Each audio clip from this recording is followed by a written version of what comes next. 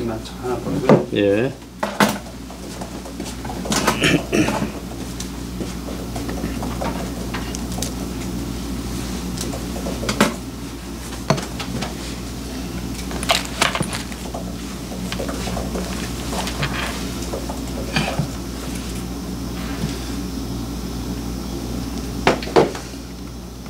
저희가 이제 사실 저는 이제 질문을 지금부터 생각을 했던 건 아니고 이제 관심 있는 주제가 이제 어떤 건지를 이제 물어보셔서 저는 이제 그냥 제가 좀 관심 있다라는 거를 이제 말씀을 사실 드렸던 부분인데 제가 이제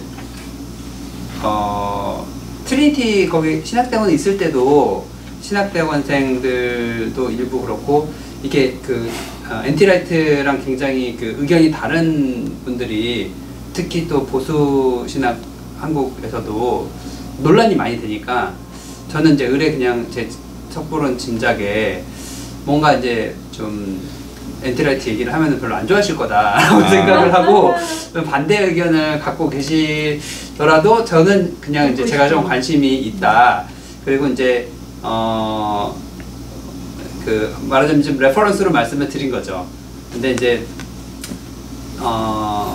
그리고 이제 꼭 뭐 엔티라이트 아니더라도 이제 제가 그 신학을 이렇게 그 체계적으로 공부를 한 게 아니기 때문에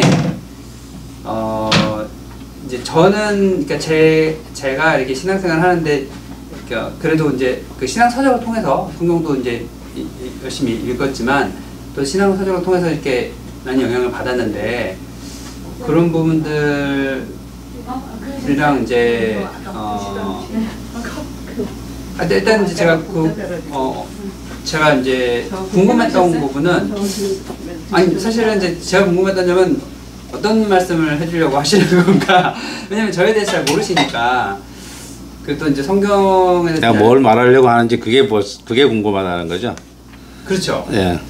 그게 이제 처음에 궁금했었죠. 네네. 근데 이제 또 주제를 이렇게 범위를 이렇게 알려주시니까 네. 저는 이제 그 중에서 고르면은 이제 하나님 나라에 대해서 관심이 있는데 제가 지금 고민을 하는 거는 어떤 그런 이제 학문적이라든지 신학적으로 그런 지식적인 면보다는 실제 생활에서 이 현실 속에서 어떻게 크리스찬으로 진짜 살아가는가 그런 부분에 대해서 지금 굉장히 관심이 어떻게 보면은 그러니까 그게 제일 중요하고 저한테 이제 저한테는 진짜로 현실이기 때문에 그런 부분들로 이제 고민을 하고 있습니다. 근데 이제 어쨌든 아까 전에 그 하나님 나라에 대해서는 뭐 이렇게 지난번에 그 정리를 또 말씀을 되게 잘 해주셔가지고 제가 이렇게 특별히 이렇게 이의가 없다 이런 그런 제가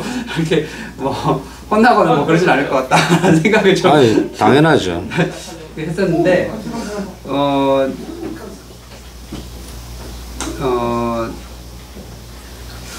네 일단은 어서 오십시오. 네, 안녕하세요. 그렇고요. 그리고 뭐 평소에 궁금한 게 있으면 질문하시면 돼요. 그러면 생각나면 예, 뭐 어느 정도 알아들었습니다. 예, 엔티라이트 말씀하셨는데 거기에 대해서 이제 우선 좀 생각할 것은 그 로이드 존스 목사님하고 이 존 스타트 목사님하고는 조금 성향이 달라요. 다른데 이제 한국 같은 경우에는 그 로이드 존스 목사님 같이 설교 강단에서의 어떤 그 영성 뭐 이런 게 강조를 다 하시는 분도 계시고 또 아까 이야기한 것처럼 그 존 스타트 계열은 그건 좀 다르거든요. 그래서 1970년대 이 복음주의가 이제 사회에 대한 참여, 사회에 대한 관심이 이제 확 늘어난 거거든요. 그 후계자가 이제 엔티라이트라고 하는 분이니까 뭐 지금 그 엔티라이트라고 하는 분이 뭐 IBF 같은 경우에 그 IBP 출판사 이 다 같은 쪽이거든요. 그리고 비즈니스 애저 미션이라 해서 BAM이라고 하는 것도 마찬가지고 산하기구고. 그러니까 이제 이 신한 컬러가 IBF나 IBP 하면은 대충 알잖아요. 성향을. 그러니까 그런 성향이 있고 또 그거하고는 관계없이 조금 소위 말해서 영파 그런 성향이 있다. 이 두 컬러가 있다. 이렇게 이제 실제 우리 생활할 때 신한 컬러를 생각할 때 그 두 가지를 볼 수 있는데 좀 안 맞을 수 있죠.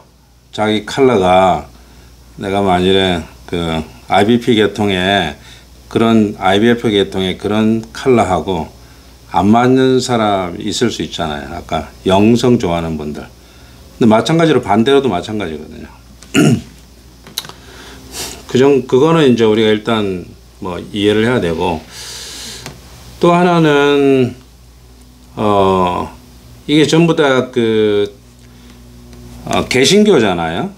그러니까 성공회 개신교이든 그러니까 성공회가 영국의 국교이지만은 사실 천주교에 대항해서 나온 거기 때문에 결국 우리가 개신교라고 하는 큰 틀 안에서 우리가 이해를 한다면은 첫 번째는 루터파가 있어요. 루터파는 16세기 때 이제 종교개혁이 일어났는데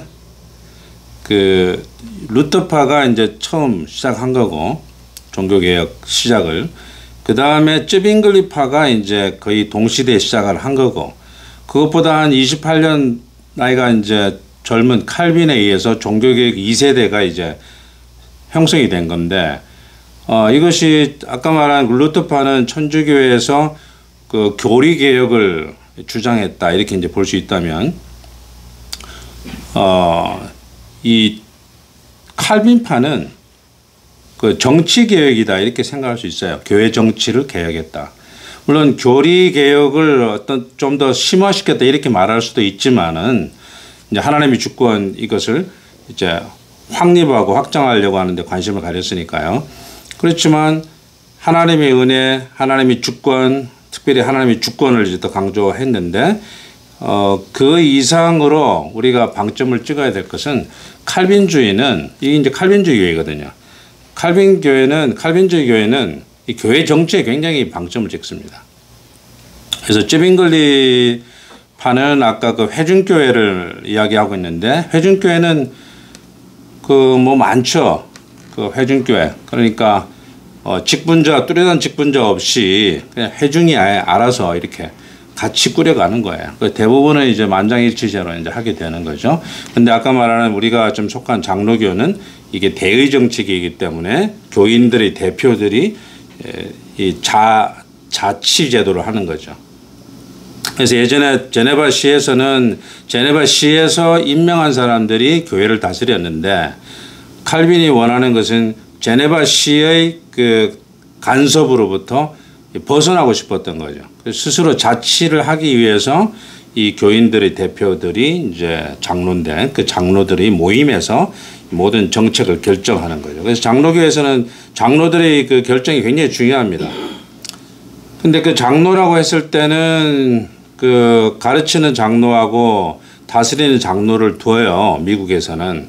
그래서 개혁파 교회나 장로교회나 똑같이 보지만, 이제 네덜란드 같은 경우에는 그 중에서도 이제 몇 가지로 우리가 이제 좀 생각하게 되는데, 보통 한국 같은 경우는 세 가지 정도를 우리가 생각하잖아요. 그래서 화란이나 또 제네바에서 했던 교회 실제로 칼빈이 어떻게 운영했는가 스위스에서 이제 그런 거 하고, 현재 장로교라고 하는 우리 한국에서는 어떤 교회 정치로 운영하고 있는가, 그리고 우리는 개혁주의라고 했을 때 어디까지를 우리가 개혁교회라고 이렇게 부를 수 있는가, 이런 것들이 이제 우리가 조금 어느 정도로 생각을 하고 나가야 되는 거죠. 그래서 이건 이제 성경 공부하고는 조금 다른 문제지만은 이런 것도 상식적으로 알아두면 굉장히 도움이 되죠. 왜냐하면 우리는 일단 막 이렇게 쳐내는데 굉장히 익숙해요. 그래서 이제 우리 교단 교회 아니면 우리하고 같은 컬러 아닌 교회 이런 교회들을 자꾸 이제 쳐내는데 굉장히 익숙하거든요. 그런데 쳐내다 보면은 이게 한도 없어요. 그래서 이제 제가 생각하는 것은 좋은 교회, 건강한 교회는 자기 중심이 딱 서 있고 그리고 자긍심이 있어야 되죠. 그래서 교리나 교회 정치 구조 이런 것들이 자기가 속해 있는 교회가 어떤 정체성을 가지고 있는가 이런 것들을 충분히 이해하고 또 거기에 대한 어떤 자부심이나 그걸 운영의 어떤 그 기술이 있어야 되죠. 우리 교회가 교회 정치를 어떻게 하지? 목사님이 알아서 하는 교회인가? 아니면 그냥 교인들이 다수를 하는 건가? 그럼 다수를 한다면은 거수로 할 때 투표할 때 어디까지를 우리가 받아야 되는가? 이런 것들이 이제 정립이 안 돼 있으면은 이제 혼란스러워요. 이제 은혜롭고 평화로울 땐 괜찮은데 그래서 문제가 생길 때는 이제 그게 이제 굉장히 어지럽죠. 그래서 교회는 미국 같은 경우에는 정관이 있습니다. 바일로가 우리가 그 not for profit corporation을 조직하면은 바일로가 있잖아요. 이 정관이 있거든요. 정관이 있는 것처럼 교회도 정관이 있어요. 근데 정관을 이제 재미한인예수교 장로회 헌법에 준한다 이렇게 한다든지 아니면은 이 교회가 그 자기 속한 그 교회가 정관을 이렇게 자체적으로 만들고 여기에 없는 것은 재미한인예수교 장로회에 준한다 이렇게 한다든지 뭐 일정한 그런 바일로가 있어야 되는 거죠. 근데 이제 천주교 특징은 그 바일로라고 하는 것이 헌법으로 다 이렇게 눌러요. 그래서 헌법에 맞도록 그 노회와 그 개교회를 맞추게 되는데 장로교회는 안 그렇습니다. 장로교회는 지역교회가 가장 우선입니다. 그래서 지역교회에서 어떤 그 정관을 채택하고 이 교회가 어떤 정체성을 가졌는가 이것을 이제 노회가 이 교회들을 지역교회를 서포트하는 거죠. 그래서 지역교회가 노회 말을 듣는 게 아니고 지역교회가 항상 우선이고 그 지역교회를 위해서 노회가 그 서포트하는데 어떻게 서포트하느냐 목사와 장로를 컨트롤을 해요. 그래서 뭐 장로를 세운다든지 또 교회에 어떤 문제가 있는 걸 의논한다든지 제일 중요한 것은 그 목사를 그 상근 회원으로 하죠. 그러니까 상임 회원으로 합니다. 그래서 목사를 컨트롤을 해요. 왜냐하면 지역교회에서 목사가 가장 이제 헤드십이 있잖아요. 그래서 목사가 마음대로 하지 못하도록 노회에서 컨트롤을 이제 받을 수밖에 없는 거죠. 그리고 장로는 돌아가면서 이제 노회에 참여하게 함으로 인해서 이제 각 지역 교회의 헤드십을 컨트롤하는 역할을 하는 거예요. 노회에서. 내가 이제 우리 교회는 아무래도 이 노회에서 맞지 않다 하면 나가는 거죠. 그래서 가장 중요한 것이 목사와 지역 교회는 항상 노회가 제일 중요합니다. 장로교에서는. 그다음에 이제 총회는 노회의 뜻을 노회가 위임한 것만 하는 거예요. 총대를 위임한다든지 아니면 중요한 결정을 할 때 총회에서 결정할 때 노회에서 위임한 것만 신학교도 총회가 하지만은 이 노회에서 위임한 것만 총회에서 하는 거지 총회가 한 것을 노회나 지역교회에 이렇게 지시하는 게 아니라는 거죠. 그래서 장로교회 결정은 총회에서 어떤 결정이 되면 반드시 수의권이 나옵니다. 수의권이 와서 그 수의라고 하는 것은 이렇게 결정했는데 여러분 찬성하십니까? 라고 교회에 물어요. 교회에 물을 때 이제 각 노회별로 그 지역 단위가 이제 노회겠잖아요. 그래서 5개 이상 되면 노회가 되는데 그 지역 단위 노회별로 이제 그것이 과반수가 되느냐 안 되느냐 이걸 다 따져가지고 이 전체 노회의 3분의 2가 넘어야지 총회 결정이 유효하다 이렇게 되는 거거든요. 그래서 이렇게 이제 장로교는 법을 따지는 이유가 원래 장로교 태생적으로 법을 따져요. 그래서 법이요 하면은 이제 일단 다 수그리 이렇게 되는 거거든요. 일단 다 들어야 돼요. 법이요 하면은. 그래서 어떤 의사가 진행이 되든지 간에 뭐 지금 회무가 처리가 되다가도 법이요 하고 손들면은 그건 뭐 무슨 법인지 들어봐야 되는 거거든요. 그래서 뭐 일은 순복음 쪽에서 굉장히 잘하는데 장로교는 일을 못 쳐내. 왜냐하면 맨날 회의를 해야 되니까. 그래서 뭐 목사님이 뭘 하려고 해도 이거 정당한 절차를 밟았느냐 이런 것 때문에 장로교에서 일이 처리가 좀 늦어지는 경우가 있거든요. 하지만 그것이 이제 안전하죠. 그 정당한 절차를 거치면. 그래서 우리가 정치 구조라는 것을 우리가 가지고 있는 정치 구조를 이해하고 그 정체성을 충분히 이해하고 이 자기가 속한 이 교회의 교회 정치의 정체성에 대해서 이해하면 이 단점들도 우리가 볼 수 있어야 되거든요. 그래서 이건 정말 그 시간적으로 굉장히 급한 그런 내용 같은 경우에는 충분히 일임해서 처리하고 그 다음에 할 수 있도록 또 할 수 있어야 되지. 그 건강한 교회라면 이렇게 적법한 절차가 중요한 건 맞지만은 이 건강한 교회를 세워 나가는데 오히려 방해가 되면 안 된다. 그래서 자기 교회에 맞는 그 정체성을 이해하고 거기의 장점과 단점을 충분히 이해한 이후에 공동체가 같이 한 방향으로 나가는 것이 이제 굉장히 중요한 그런 부분이다. 이렇게 볼 수가 있습니다. 제가 이 이야기 한 이유는 우리가 지금 개혁교회 중에서도 칼빈주의 교회를 우리가 작은 의미에서는 개혁주의라 하는데 사실은 세 개의 그룹이 개혁주의다. 그런데 우리는 칼빈주의 교회에 속해 있고 칼빈주의는 루터파가 천주교의 그 교리에 대해서 오직 믿음으로 구원받는다라고 하는 것을 강조함으로 인해서 교리적 개혁을 시도했다고 한다면 그 교리적 개혁을 더 심화시키고 교회 정치 개혁을 확고하게 만든 이 파가 바로 칼빈파다라는 거죠. 그래서 굉장히 그 자부심을 가질 만하다. 왜냐하면 교회가 독재로 흐르지 않고 교회가 혼자로 가게 하지 않고 함께 이 뭔가 만들어내는 그런 구조를 우리가 형성하고 있기 때문에. 그래서 장로교회가 건강하게 세워지면요, 목사님이 안 계신다고 해서 교회가 문을 안 닫아요.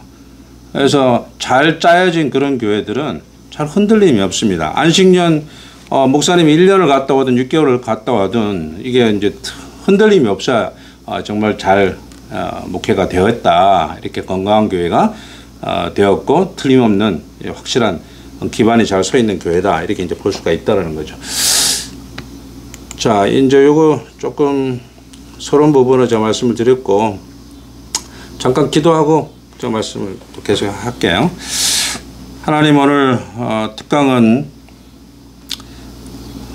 하나님 나라에 대해서 조금 더 깊이 생각하고 또 짧은 시간이지만 문제의식을 가지고 신앙생활 할 때 좀 더 의식 있는 신앙생활 할 수 있도록 도와주시고 또 수현 씨 이야기한 것처럼 실제 생활에서 어떻게 살아야 할 것인가 이런 것들이 진지한 고민이 되게 해주시고 그래서 인생에서 후회 없는 그런 발자취가 될 수 있도록 하나님께서 은총 베풀어 주시고 이 시간을 그러한 시간으로 만들어 주시기를 간절히 원하옵고 시종을 주님께 의탁하오며 예수님 이름으로 기도합니다. 아멘.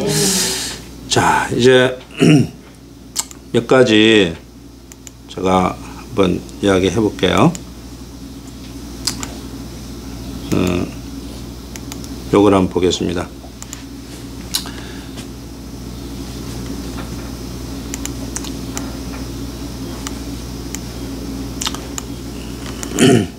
기독교 문화관의 관점에 대해서 좀 생각할 필요가 있어요. 대부분 교회에서는 기독교 문화관에 대해서 잘 모릅니다. 그리고 생각할 틈이 잘 없어요. 그런데 현실적으로 기독교 문화관에 대한 고민을 늘 하고 있습니다.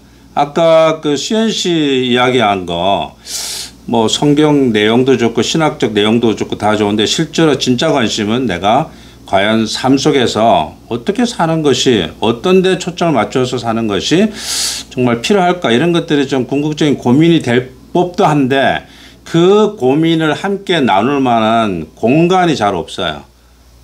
교회 오면 기도회 아니면 성경 공부 아니면은 그 예배를 통해서 말씀을 듣고 이런 것은 거울 보는 거거든요. 예배라고 하는 것은 거울 보는 거거든요. 그래서 거울을 봐서 내가 뭐 묻었지, 내가 여기 어디에 뭐가 묻었지 이런 것들이 이제 성찰하는 과정이기 때문에 꼭 필요한 거죠. 그래서 정기적으로 자기 거울을 보는 것은 거울을 통해서 자기를 보는 것은 굉장히 이제 중요하죠. 그래서 성경 공부와 이 예배 의식, 그러니까 월십 서비스라 그러죠. 그러니까 우리가 보통 주보에는 월십이라고 나와 있지만은 영어 주보를 보면 항상 월십 서비스로 나가요. 그래서 월십 서비스로 나간다 이 말은 그 예배 의식으로 나간다는 거죠.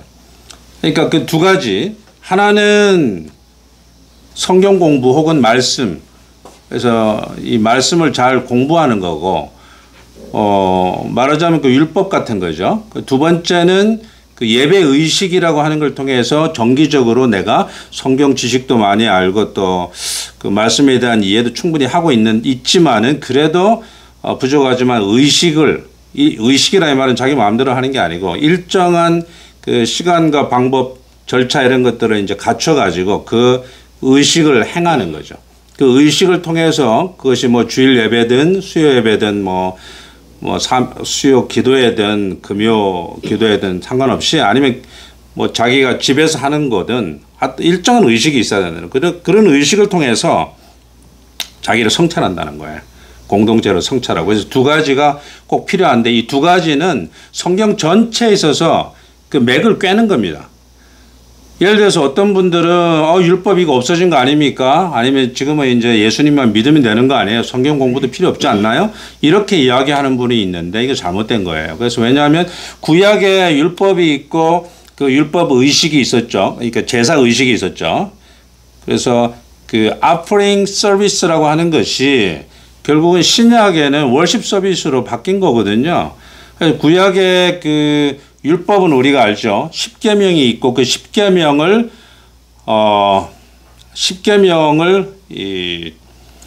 10가지인데 그 10가지를 가만히 생각해 보면은 뭐 어려울 게 없어요. 하나님은 한 분이다. 그 하나님을 보이는 형상으로 만들지 말라. 그리고 내 이름을 망령되게 일컫지 말라. 그게 3계명까지잖아요. 그 다음에 5계명은 뭐예요? 부모를 공경하여라. 그죠? 6계명은 살인계명. 그 다음에 7계명은 간음계명, 8계명은 도적질계명, 맞죠? 맞아요? 맞아요? 9계명은 뭐예요? 거짓 증거. 거짓 증거. 10계명은 탐욕. 예수 네. 탐하지 말라. 이게 순서대로 있다고요. 순서대로. 그 중한 것부터. 그런데 중한 것이 살인한 계명인데 그 살인 계명이 더 위에 있기 부모 계명이잖아요. 그래서 부모 계명부터 탐하지 말라까지가 이웃 계명인데 그리고 앞에는 1계명부터 3계명은 하나님에 관한 계명이고 이 두 가지를 중간에 연결하는 계명이 바로 이 안식 계명이거든요. 왜냐하면 이 안식일이 사람을 위할 수도 있다. 예수께서 말씀하셨기 때문에 하나님을 위해서 쉬기도 하지만 사람을 위해서도 쉬어야 돼요. 그래서 일주일에 한 번씩 반드시 쉬어야 되는 이유가 바로 이 안식계명 때문인데 이 하나님을 사랑하고 그와 같으니 내 이웃을 사랑하라. 마태복음 22장 37절부터 40절까지 있잖아요. 이게 바로 10계명을 예수께서 두 가지로 풀어서 말한 거거든요. 그런데 갈라디아서 5장인가 보면은 바울이 또 그것을 한 문장으로 풀어서 썼어요. 내 이웃 사랑하기를 네 몸과 같이 사랑하라 하신 이 한 말씀에 율법과 선지서가 이게 같은 거다, 같이 연결되어 있다 했거든요. 그 바울이 얼마나 이제 똑똑한가 알 수 있죠. 그 많은 율법들을 다 축약을 한 것을 자기가 한 문장으로 만들었으니까. 예수님한테 들은 것도 없어요, 바울은. 그런데 한 문장으로 만들었잖아요, 이걸. 그러니까, 율법 자체가 이제 이웃사랑, 하나님 사랑, 이웃사랑 이것으로 나눠지는 건데 우리는 그 10계명을 헌법이라 그럽니다. 교회에서. 헌법에, 이거 헌법 밑에 율법이 있습니다. 국회에서 입법부에서 만들죠. 법을 만들죠. 헌법 밑에서 법을 만들 수 있죠. 마찬가지로 율법도 이 10계명 밑에서 만들 수 있는 거예요. 입법을 할 때. 그 다음에 이제 국회에서 법을 만들면은 그 법을 시행을 해야 되잖아요. 행정부에서. 그러니까 행정부에서 시행을 해야 되기 때문에 규례를 만듭니다. 규례를. 이 시행을 할 때 뭐가 필요한지 이 규례를 만들어요. 그런 것처럼 율법도 율법을 시행하기 위해서는 규례가 있어야 돼요. 그래서 이 율례하면은 율법과 규례를 줄여서 율례를 한다는 거예요. 그래서 십계명, 그건 계명은 십계명을 이야기하는 거고, 계명이 있고 율법이 있고 규례가 있다. 그대로 살아 있다 이게. 그리고 의식이 있는데, 의식은 첫 번째는 소재가 있었습니다. 가인이 아담이 소재를 드렸잖아요. 아담이 소재 드렸거든요. 아담이 소재가 뭐냐면 농사를 지었죠. 농사를 지어가지고 그 곡식 알갱이를 이렇게 추수를 해요. 그럼 추수를 하면은 그 첫 곡식 열매를 잘 빻습니다. 빻아가지고 이걸 불에 태워가지고 다 이렇게 날려요. 태워서 하나님 흠양하시게. 그걸 소재라 그럽니다. 농사 지을 때 하는 거죠. 가인이 농사 지었잖아요. 밭농사 지었거든. 그런데 이제 이거를 그 가인도 아담이 농사를 지었고 그 아담과 함께 그대로 한 사람이 또 가인이었어요. 그 가인도 소재를 했어요. 그래서 어떤 분은 가인이 이거 소재를 들여서 그렇게 됐고 뭐 아벨은 양으로 제사를 드려서 받아야 된다 그런 건 아니고 아담이 소재를 드렸고 가인도 그대로 소재를 똑같이 드렸고 근데 아벨은 양을 죽여가지고 그랬잖아요. 이 처음 있는 일이거든요. 물론 그 앞에 하나님께서 가죽옷으로 뭐 쥐어 입히셨다 해서 우리는 유추를 하죠. 혹시 양을 잡아가지고 우리가 십자가로 바로 연결해가지고 이제 그런 생각을 하게 되는 거죠. 유추할 때. 이건 양을 잡아가지고 양의 그 피를 흘리게 해서 그 양 가죽을 입히셨나 보다. 그게 이제 신학적 해석이라는 거예요. 어떤 본문을 해석할 때 어떤 신학을 가지고 바로 해석하면 안 됩니다. 신학이라고 하는 것은 본문을 해석할 때 이렇게 해석해도 되나 안 되나를 살피는 그것으로 끝나야 되지.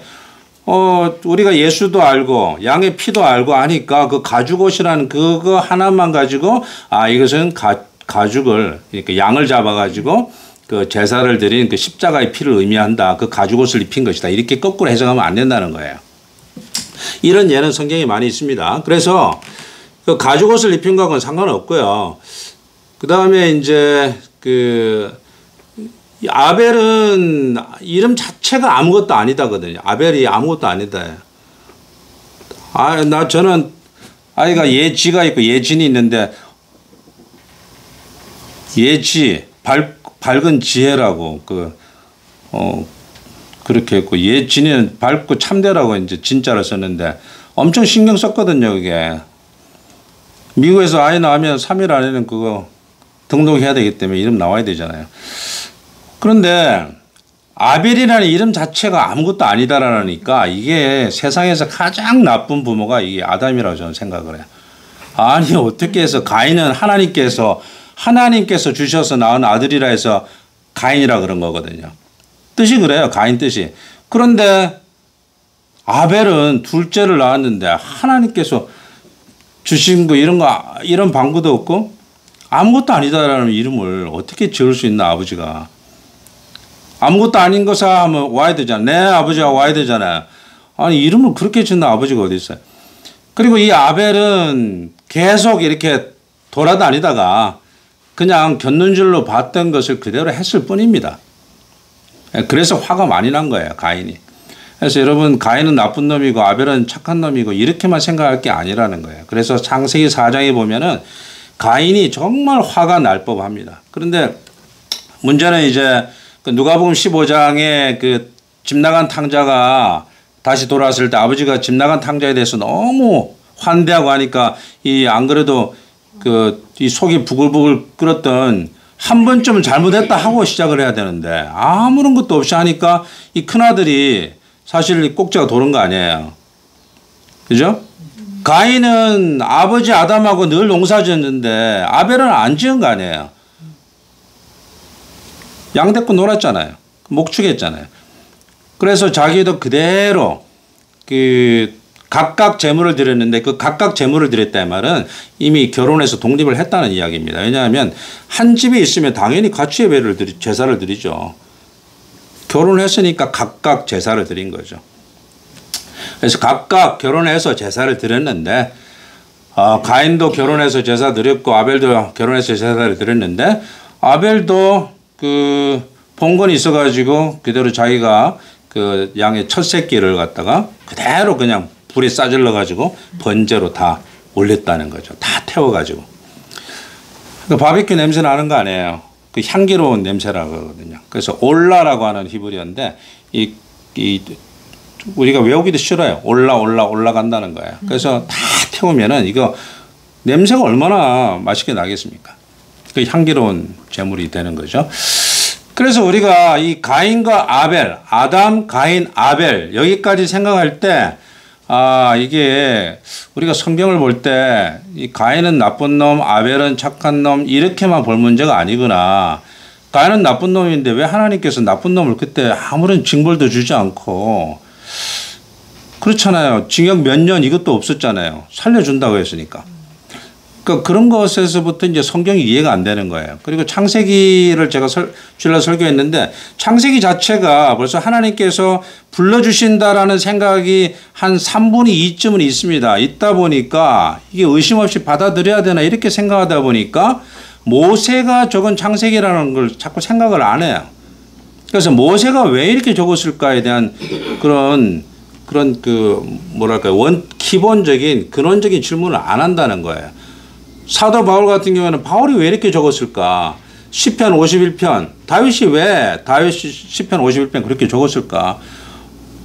그리고 뭐 42편 고라의 자손은 왜 이렇게 지었을까? 이런 것들을 생각해야 되는데 그런 생각을 하는데 거기에서는 창세기에 대해서는 왜 모세가 이렇게 적었을까에 대해서 고민 없이 그냥 하나님께서 이렇게 마치 말씀하신 것처럼 바로 받아들인다는 거예요. 이게 이제 성경을 볼 때 조금 잘못된 그 접근 방법이다라는 걸 말씀드릴 수밖에 없어요.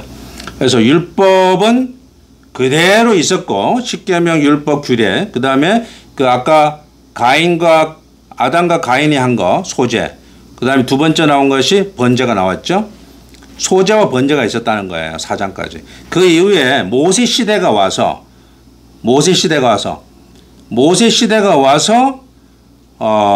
여러분 이게 이제 뭐 같이 보여주면 더 좋을 것 같아서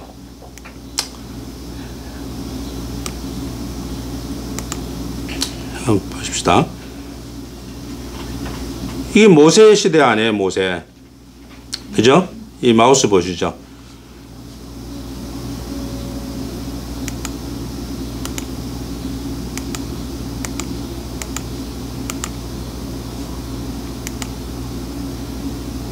자, 여기 노아까지 10대밖에 안 됩니다. 제가 계산 다 해봤습니다. 생각보다 작아요. 이 보시면 그 모세가 26대, 아담이 26대 손이 모세예요. 제가 계산 다 해봤거든요, 이거. 자, 그런데 노아까지는 10대밖에 안 됩니다. 아브라함은 20대예요. 아담은 20대. 예. 그런데 이제 아까 그거로 다시 가세요. 우리가 이제 조금 생각할 것이 그 소제, 번제 있었죠. 그 다음에 모세 시대에 와서 그러니까 26대에 와가지고 뭐가 생겼냐면 이 두 가지에서 분화가 됐습니다. 소제에서 속죄제가 생겼어요. 아니죠. 소제는 그대로 있고 그 다음에 번제에서 속죄제가 하나 분화가 됩니다. 그래서 소제 그대로 있고 번제 이것도 그대로 있고 또 번제에서 파생된 속죄제가 있어요. 하나님 앞에 내가 어떤 죄를 지었을 때 속죄제 감당할 수 없는 죄를 지었을 때 속죄 제사를 드려야 되고 두 번째 또 파생이 된 거 있는데 속건제입니다. 내가 형제한테 잘못한 거 있으면 형제한테 잘못을 용서를 구해야 되는데 자꾸 목사님이나 아니면 교회 와서 하나님께만 자꾸 내가 잘못했다고 하면은 안 된다는 거예요. 그래서 예수께서 제단에 나와서 예물을 드리려고 하거든. 형제의 사화하고 다시 오라 한 거 아니에요? 그런 것처럼 소제, 번제, 속죄제, 속건제 한 개 더 있거든요. 화목제 그죠? 요 네 가지 다 합친 겁니다. 이거 그래서 요 5가지밖에 없어요. 구약의 모든 제사들은. 거제는 드는 거고 들어서 흔들거든요. 제물을. 그걸 요제라 그럽니다. 불로 싸주는 건 화제라 그래요. 그런데 제사 방식은 5가지밖에 없어요. 그러면 오늘날 내가 형제 돈 떼먹었다. 그럼 뭐 해야 돼요? 속건제사 드려야 된다는 거예요. 내가 하나님께 잘못한 게 있다. 그럼 속죄제사 드려야 되고. 선교사 파송한다. 그건 화목제 드려야 되는 거죠. 주일 예배 화목제. 그래서 밥 먹는 거 아니겠어요? 예. 매년제 드릴 때 한나하고 엘가나하고 갔을 때 그 매년제 화목제거든요. 왜냐하면 총체적인 제사거든요. 3분의 1 제사장한테 드리고 3분의 1은 번제로 하나님께 드리고 3분의 1은 자기 식구가 먹는 거예요. 그래서 얼굴을 살피는 거예요. 아, 이 사람이 한 주 동안 무슨 일이 있었나 없었나 이거 살피는 거거든요. 그 식사에 참여하지 않는다 하면 뭐가 이제 안 풀린 거예요. 지금 아내가 꽁한 게 이게 안 풀린 거거든요. 이게 풀어줘야 되거든요. 그래서 주일날 다 풀고 가야 되거든요. 그래서 뭐 선교사 나가는 거, 교회 건축하는 거 이거 엄청난 큰 일들이거든요. 이 자원제, 뭐 낙헌제, 그 주일날. 그래서 주일날 골로새에서 보면은 예수께서 화목제물로 오셨다 그랬거든요. 이 총체적 제사물로 오셨다는 거예요. 그래서 지금 제가 드리는 말씀의 요지는 뭐냐면 구약의 율법과 십계명을 포함한 율법과 이 제사 의식은 폐지된 게 아니고 오늘날에도 그대로 유지된다. 구약과 신약이 연결이 돼야지 되는 것이지 구약은 끝났고 신약 새로 이거 아니라는 거예요. 자, 그러면 구약이나 신약에서 정말 아까 수현 씨 그 이야기한 그런 고민들 그게 뭐냐면 아까 문화관인데 우리는 문화관을 이거라고 봅니다. 이 회복, 창조, 타락, 구속, 회복, 완성이라 그래요. 그래서 세계관을 우리가 이해해야 되는데 성경적 세계관은 처음에 창조했죠. 이거. 그다음에 타락이 곧바로 왔습니다. 3장에. 그 다음에 구속이 예언이 됩니다. 그리고 구속 사건이 그 이후에 한참 있다가 와요. 그리고 완성은 이건 그 남녀가 결혼해서 완전한 합체가 됐을 때 이거 완성이라 그래요. 이걸 완성이라 그럽니다. 그래서 그냥 뭐 끝났다, 완수했다 이런 의미가 아니고 컨서메이션이라고 하는 것은 완전한 그 완성을 이야기하는데 이거 예수님이 재림을 이야기합니다. 재림 때까지. 그래서 초림부터 재림 때까지의 기간을 회복이라고 하는데 이 회복이라고 하는 이것이 바로 기독교 문화관에 속한 것이다. 자, 그럼 문화관은 뭐냐 도대체? 문화관은 바로 여기에 있는 것. 하나님이 그들에게 복을 주시며 그들에게 이르시되 생육하고 번성하여 땅에 충만하라. 땅을 정복하라. 바다의 고기와 공중의 새와 땅에 움직이는 모든 생물을 다스리라 하시니라. 요 창세기 1장 28절이 문화관이에요. 그래서 요게 정말 중요한 겁니다. 성경에서 가장 중요한 거예요. 왜냐하면 하나님께서 처음으로 말씀하신 거예요. 사람을 만드시고 나서. 그래서 이것을 문화명령이라고 그럽니다. 문화명령. 요 말 자체를. 문화명령이라 그러는데 아브라함 카이퍼가 이 문화명령이라 해가지고 그 우리 뒤에 이제 계속해서 이 카이퍼 추종자들은 다 이게 문화명령이라고 이름은 붙입니다만은 혹은 문화관. 예. 칼빈시 당시에는 문화관이 없었어요. 칼빈주의 문화관이. 근데 칼빈이 16세기 때 사람인데 이제 19세기 말에부터 해서 20세기 초까지 이 기독교 문화관이라는 게 형성이 돼요. 그래서 지금의 이제 여기 칼빈 신학교, 그 다음에 리폼 신학교, 이게 이제 화란에서 나온 건데 이 개혁파 교회들 학교거든요. 근데 이게 이제 문화관을 강조를 하게 되는데 이 땅에 충만하라. 땅을 정복하라. 모든 생물을 다스리라. 아, 이게 있죠. 복이라고 그럽니다. 그리고 우리가 첫 번째 알아야 돼. 이게 복이래요. 복 받을래 안 받을래 할 때 매 받겠습니다 하면 요거 지켜야 됩니다. 땅에 충만하는 거. 땅을 정복하라는 거. 근데 그 앞에 보세요. 충만함이 뭐냐면 생육하고 번성하여 땅에 충만하랍니다. 여러분 이게 굉장히 중요합니다. 이게 굉장히 중요해요. 근데 모든 생물에게 먼저 복을 주셨는데 그것이 뭐냐면 생육하고 번성해서 그 물에 충만하라 했거든요. 물에 충만하라 했어요. 이게 이제 1장 22절 한번 볼게요. 창세기 1장 22절 한번 보세요.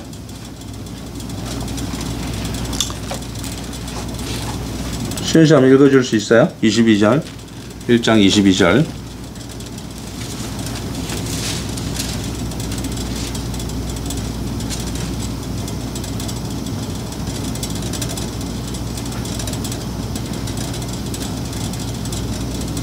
창세기 1장 22절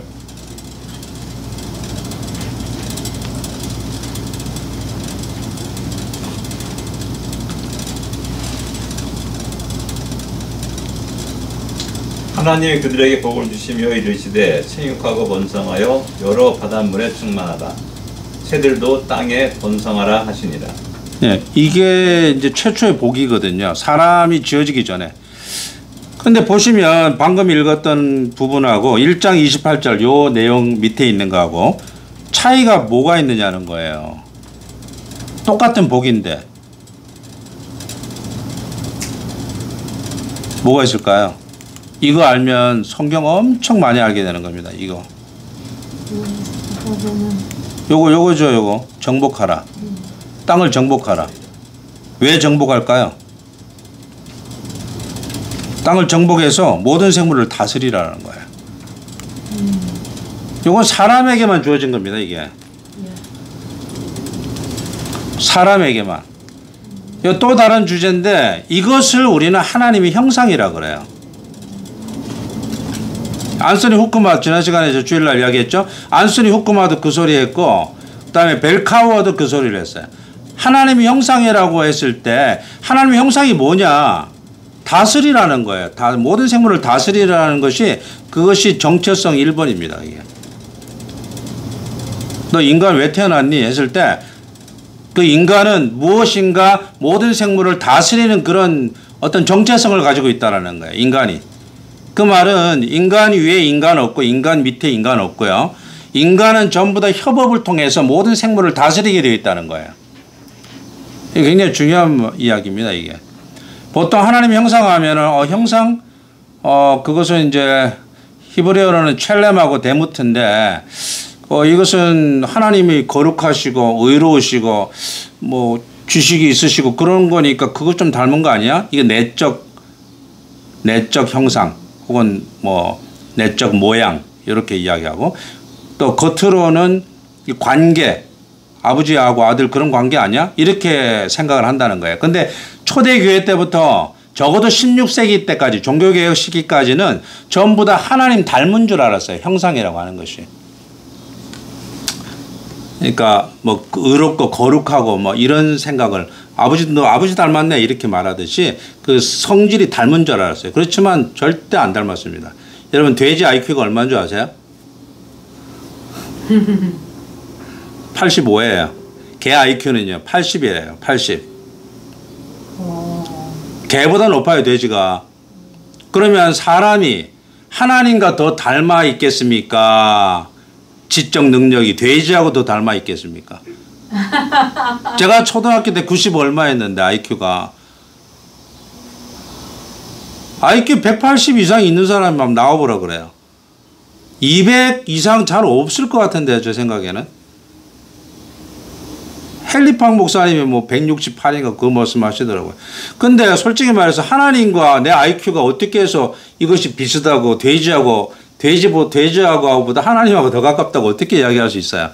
난 그렇게 지적 능력이 하나님과 가깝다고 이야기하는 분이 있으면 난 참 이해가 안 되는 부분이에요. 아무리 IQ가 높아도 내가 200 이상을 본 적이 없는 것 같은데 제 IQ가 초등학교 때 90 얼마였다니까요?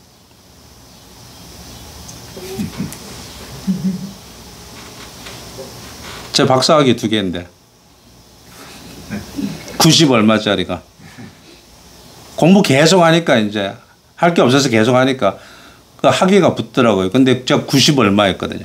돼지가 85고 개가 80인데 당연히 하나님과 그 지적 능력에 있어서 공유할 수 없다고 저는 결론 짓습니다. 목사님, 우리가 그 공부할 때, 예전에 공부할 때 벌코프라고 하는 그 조직신학 책까지 공부했어요. 칼빈 신학교 조직신학 교수였는데요. 그분 책까지 공부했는데 내적 속성이 닮았다 그랬어요. 이 지적 능력, 뭐 창의력 같은 거죠. 돼지가 창의력이 있어야 얼마에 있겠습니까? 돼지 곱하기 3배밖에 안 되는데, 근데 그렇게 해서도 뭐 우주를 날아다니고 한다는데, 근데 하나님의 그 지적 능력하고는 저는 비교 대상이 아니라고 생각합니다. 의도 마찬가지죠. 의, 거룩, 당연히 공유할 수 없죠. 그런데 그 벌거프는 공유할 수 있는 속성이라고 그랬어요. communicable attributes 해가지고 공유할 수 있는 속성이라고 그랬거든요. 3가지가. 칼빈도 그 소리 했어요. 그런데 나머지는 공유가 안 되거든요. 그래서 비공유적 속성이라고 그러는데, 그래서 하나님과 우리 인간 사이에 공유할 수 있는 속성은 없다. 저는 그렇게 생각하고, 다만 이 형상이라고 하는 것은 이것이 관계를 말한다는 거죠. 벌카워는 이거는 확실히 관계라고 딱 단언합니다. 예, 안소니 후크만은 그 2가지 다 이야기하는데 관계를 더 우선순위에 두고 그래도 그 속성에 대해서 약간의 여지를 남기는 말을 쓰거든요. 좀 복잡하게. 근데 베르카우어는 동시대 사람, 캄펜 신학교 조직신학자는 그걸 관계라고 분명하게 이야기를 해요. 자, 그래서 이것이 왜 중요하냐. 사람하고 동물하고 정체성이 차이가 뭐냐는 거예요. 어떤 사람이 이렇게 이야기합니다. 아니, 동물은 혼이 있잖아, 혼. 아무것도 없이 그냥 물질만 돌아다니면 이상하잖아요. 혼이 있잖아, 이렇게 생각하고. 사람은 영이 있잖아, 이렇게 보고 말하거든요, 영. 그럼 영혼 육. 자, 뭐죠? 아니, 잘 들어야 되는데. 내가 참, 뭔가를 죽을 거 하려고 하는데. 영혼 육이 있거든요, 영혼 육이. 영혼 육 이야기 하잖아요. 목사님, 우리 영혼 육 3분설 많이 옛날에 뭐 워치만이라든지 이런 소리 많이 들었잖아요. 3분설. 그 돼지는 이게 영이 있느냐 없느냐. 돼지. 혼이 있다 그러잖아요. 영은 사람한테만 있으니까. 이렇게 말하잖아요. 근데 영혼은 뭐예요? 그럼 영혼. 우리는 혼도 있고 영도 있다는 거예요. 그래서 동물이 가지고 있는 혼도 있고 우리 영도 있다. 이건 우리 하나님하고 같은 이 관계니까. 동물은 그런 거 없으니까 그냥 혼이야. 아무것도 없다면 이상하니까. 혼이야. 동물 우는 거 봤어요? 눈물 그렁그렁하는 거 봤어요? 개는 그런 데는 같은데. 보셨죠? 봤거든요. 소도 그렇죠. 다 알아요. 우리 집 개가 요만한 개가 저 딸네 집에 개가 요만한 개가 있는데 내가 뭐 하면 귀찮게 내 다리를 빨아먹어요. 계속. 아이씨 하지마 이렇게 하거든요. 제가 그런 거 싫어하니까. 자기 좀 봐달라고 하는 거 핥아서 그런 거거든요. 그거. 자기 의사표시잖아요. 그런 거 많거든요. 그런데 성경을 찾아보니까 혼과 영이 구별이 없어요. 혼과 영이 구별이 없어요. 예. 다 구별하는 분들 도대체 어디서 그런 생각을 가져왔는지 모르겠어요. 제가 찾는 거 딱 가르쳐 드릴 테니까 여러분 한번 찾는 것만 내가 가르쳐 드릴 테니까 시간 날 때 많이 찾아보세요. 내가 그래서 이거 연결해 달라 했거든요. 여기 보시면 이거는 저게 필요 없습니다. 신학사전, 백과사전, 그 다음에 성경사전, 그 다음에 영어 성경 이런 게 필요가 없어요. 그 원어 성경 이런 거 다 가질 필요가 없어요. 여기만 인터넷만 되면 여기 접속하면 다 나옵니다. 우리 모바일에서도 들어갈 수 있어요. 어디냐?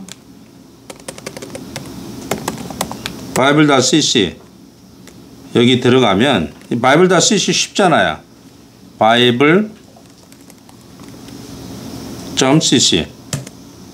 bible.cc 뭐 크리스천 커뮤니티인지 잘 모르겠는데요. bible.cc 하면 이렇게 리디렉트 되거든요. 바이블 허브로.com으로 가는데 bible.cc 치면 이렇게 나옵니다. 그럼 여러분들은 여기서 이게 ジェネシス거든요. 이게 제네시스, 엑소더스, 출애굽기, 창세기, 출애굽기, 리비디커스, 레위기서, 넘버스, 민수기, 드트로나미. 드트로는 복사했다 이 말이고 카피란 말이고 나미는 로라 이 말이거든요. 노멀 할 때 놈. 드트로나미. 율법을 다시 그러니까 법을 다시 복사했다는 거예요. 재탕. 설교 재탕이거든요. 드트로나미가. 신명기서가 2세들한테 1세한테 그 설교했던 것이 다시 한번 하는 거 아니에요. 출애굽기 때 한 것을. 그래서 조슈아 이 사사기 이렇게해서 쭉 나옵니다. 이게 신약까지 다 있어요. 계시록까지. 자, 그래서 신약 성경은 헬라어고 구약 성경은 히브리어인데 어디를 보시냐면 이건 패럴렐은 이게 대구 성경이에요. 이거 설교, 이건 토피컬, 스트롱, 이거 스트롱 사전입니다. 원어 사전. 글자 안 보입니다. 이거 안 보여요? 네. 아, 예. 요거는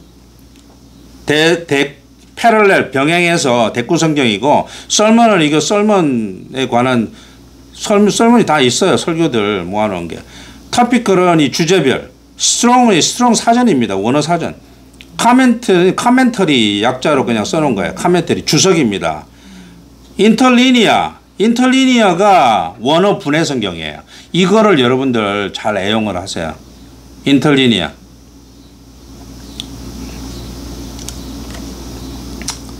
이거는 헬라어 70인역입니다. LXX 70인역.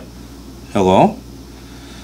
자, 그래서 뭐 굉장히 많거든요. 여기 뭐 전부 다. 근데 이거를 일단 보여드릴게요. 인터리니아를 여러분 이제 치시라는 거예요. 공부를 할 때. 그럼 아까 우리가 성경을 볼 때 여기에 1장 뭐 24절 만일에 있다고 한다면 1장에 이렇게 나가서 1장에 24절 이렇게 딱 치면 이렇게 뜨거든요. 그럼 이렇게 뜨면 이렇게 보는 거예요. 우리 동기방에도 뭐 원어 성경 뭐 이렇게 사라고 나오잖아요. 공부하라고. 이거 보면 다 나옵니다. 그냥 여기 보면 이거 누르면요. 여기 히브리어는 오른쪽에서 왼쪽으로 읽어요. 우리 한자 보듯이. 헬라어는 우리 한글 보듯이 왼쪽에서 오른쪽으로 가는 거고. 자, 그것만 아시면 되고 이거 발음교 그대로 있습니다. 와요메르인데 여기 와요메르 영어로 이렇게 발음교 써 있죠. 그죠? 이거는 엘로힘 이렇게 써 있죠. 요거 엘로힘. 발음교가 써 있어요. 여기서 엘로힘이거든요. 힘은 복수형 어민데. 그래서 이렇게 쭉 있는데 요거 잘 모르겠어요. 이게 뭐지 했을 때 자, 여기 에레츠인데 하에레츠 the earth라고 썼습니다. the earth. 요걸 눌러요. 요거 누르면 뭐가 나온다고요? 원어 성경 그 안에 사전이 딱 뜬다고요. 이렇게 earth, land. 에레츠인데 에레츠 이렇게 발음한다고요. 에레츠 이렇게 발음한다고요. definition 뜻은 earth하고 land라고요. 자, 다른 것도 뭐 이런 용도로 이렇게 썼다는 건데 NASB가 조금 더 원어에 가깝다 해서 이제 이렇게 쓰는 건데요. 자, 에레츠가 성경 어디에 나오느냐? 창세기 1장 1절, 2절, 10절, 11절, 12절, 15절 이렇게 해서 제일 끝에 자, 몇 번 나옵니까 이게? 여기를 보니까 에레츠가 2503번 나온대요. 찾기 쉽죠? 성경에 땅이라는 단어가 2503번 나온다. 이거 보고 하는 거죠. 뭐 어미들은 이렇게 쭉 변하지만 자기들이 찾으려면 얼마든지 찾을 수 있습니다. 그래서 아까 그 뭐 생물 이런 거 있죠. 아까 그러니까 루아흐, 네페시, 뭐 혼, 영 이런 거 쭉 있는데 실제 찾아보면 전도서 같은 경우에는 솔로몬이 뭐라고 그랬냐면 사람의 영혼은 올라가고 사람이 죽으면 올라가고 그 영혼이 짐승은 내려간다고 했는데 누가 알겠느냐 이렇게 썼어요. 솔로몬이 그 생물 도감 만들어낸 사람이거든요. 생물에 대한 지식이 굉장히 해박합니다. 그래서 그 사람은 그 짐승에다가 영이라고 써놨어요. 그게 바꿔놨어요. 짐승한테는 혼만 써야 되는데 이렇게 생각하는 사람들은 갑자기 뻥 찌죠. 왜 성경이 여기 이렇게 나와 있지? 그러니까 영은 사람이고 혼은 짐승이다 이렇게 이야기하는 사람들은 근거 없는 겁니다. 왜냐하면 여기 교차해서 막 쓰고 있거든요. 그 다음에 하나님의 형상이라고 했을 때 그것이 모양과 형상, 데무트가 모양이고 첼렘이 형상인데 이것도 과거에는 내적인 속성은 데무트고 도덕적 속성은 그 다음에 외적인 모양은 형상이다 이렇게 생각했는데 나중에 보니까 찾아보니까 막 교차해서 썼다는 거예요. 다른 구약성경 보니까. 그러니까 당연히 누가 어떻게 말했더라 들을 필요도 없는 거죠. 성경에 이렇게 나와 있는데 이건 왜 이렇게 돼 있어 그러면 이렇게 나오는 거죠. 자, 그래서 오늘 이 소스를 하나 가르쳐 드리고 또 하나 제가 알려드릴 것은 조금만 더 알려드리고 맞춰볼게요. 아까 1시간 생각했으니까요. 제가 집에서 나올 때 시작하면 한 45분 하려고 그랬거든요. 15분은 여러분 질문도 좀 받고요. 자, 여기 구글 닷을 구글에서 크롬에서 이 크롬입니다. 크롬에서 구글.com을 치면은 아마 이게 alt. 잠깐만요. 여기에서 구글 어스 치면 구글 어스 프로도 깔 수 있고 구글 어스 할 수 있잖아요. 저 다른 데는 그 구글 어스를 프로를 깔아놨는데요. 이렇게 하면 지구본 나옵니다. 그럼 여러분 그 고향집 있죠. 우리 목사님 그 고향 그 동네 몇십 년 만에 갔는데 너무 바뀌었다 그랬잖아요. 이런 거 자꾸 보고 계시면 좀 문화 충격이 덜 하실 거예요. 바뀐 거 웬만한 거 다 보이거든요. 아파트 새로 지은 것도 보이고 여기에 뭐 목사님 그 동네가 어느 동네입니까 혹시? 교회가? 성산동. 성산동? 망원동 아니에요? 성산동. 예. 성산동.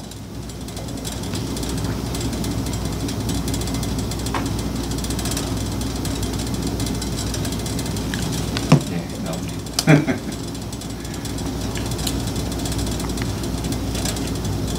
자, 성산동, 마포 나오잖아요. 여기서 여기 자 보시면 다 보입니다. 아파트 다 올라간 거 보이죠? 이거 3D거든요. 2D 누르면 위에서 이렇게 보고 지형이 많이 바뀌었네 이렇게 되는 거죠. 이렇게 다 보이잖아요 지금. 우리 살던 집 어디 있어요? 저기는 이제 건너간다. 홍제천을 지나간. 이렇게 해서 찾아봐야 돼요. 이렇게 그래야지 충격을 안 받는다니까요. 이렇게 경기도 3D로 넣어가지고. 제가 왜 이거 보여드리냐면 제가 창세기를 연구하다가 이런 걸 좀 봤어요. 창세기에 보면 지도를 이제 아무래도 많이 보게 되잖아요.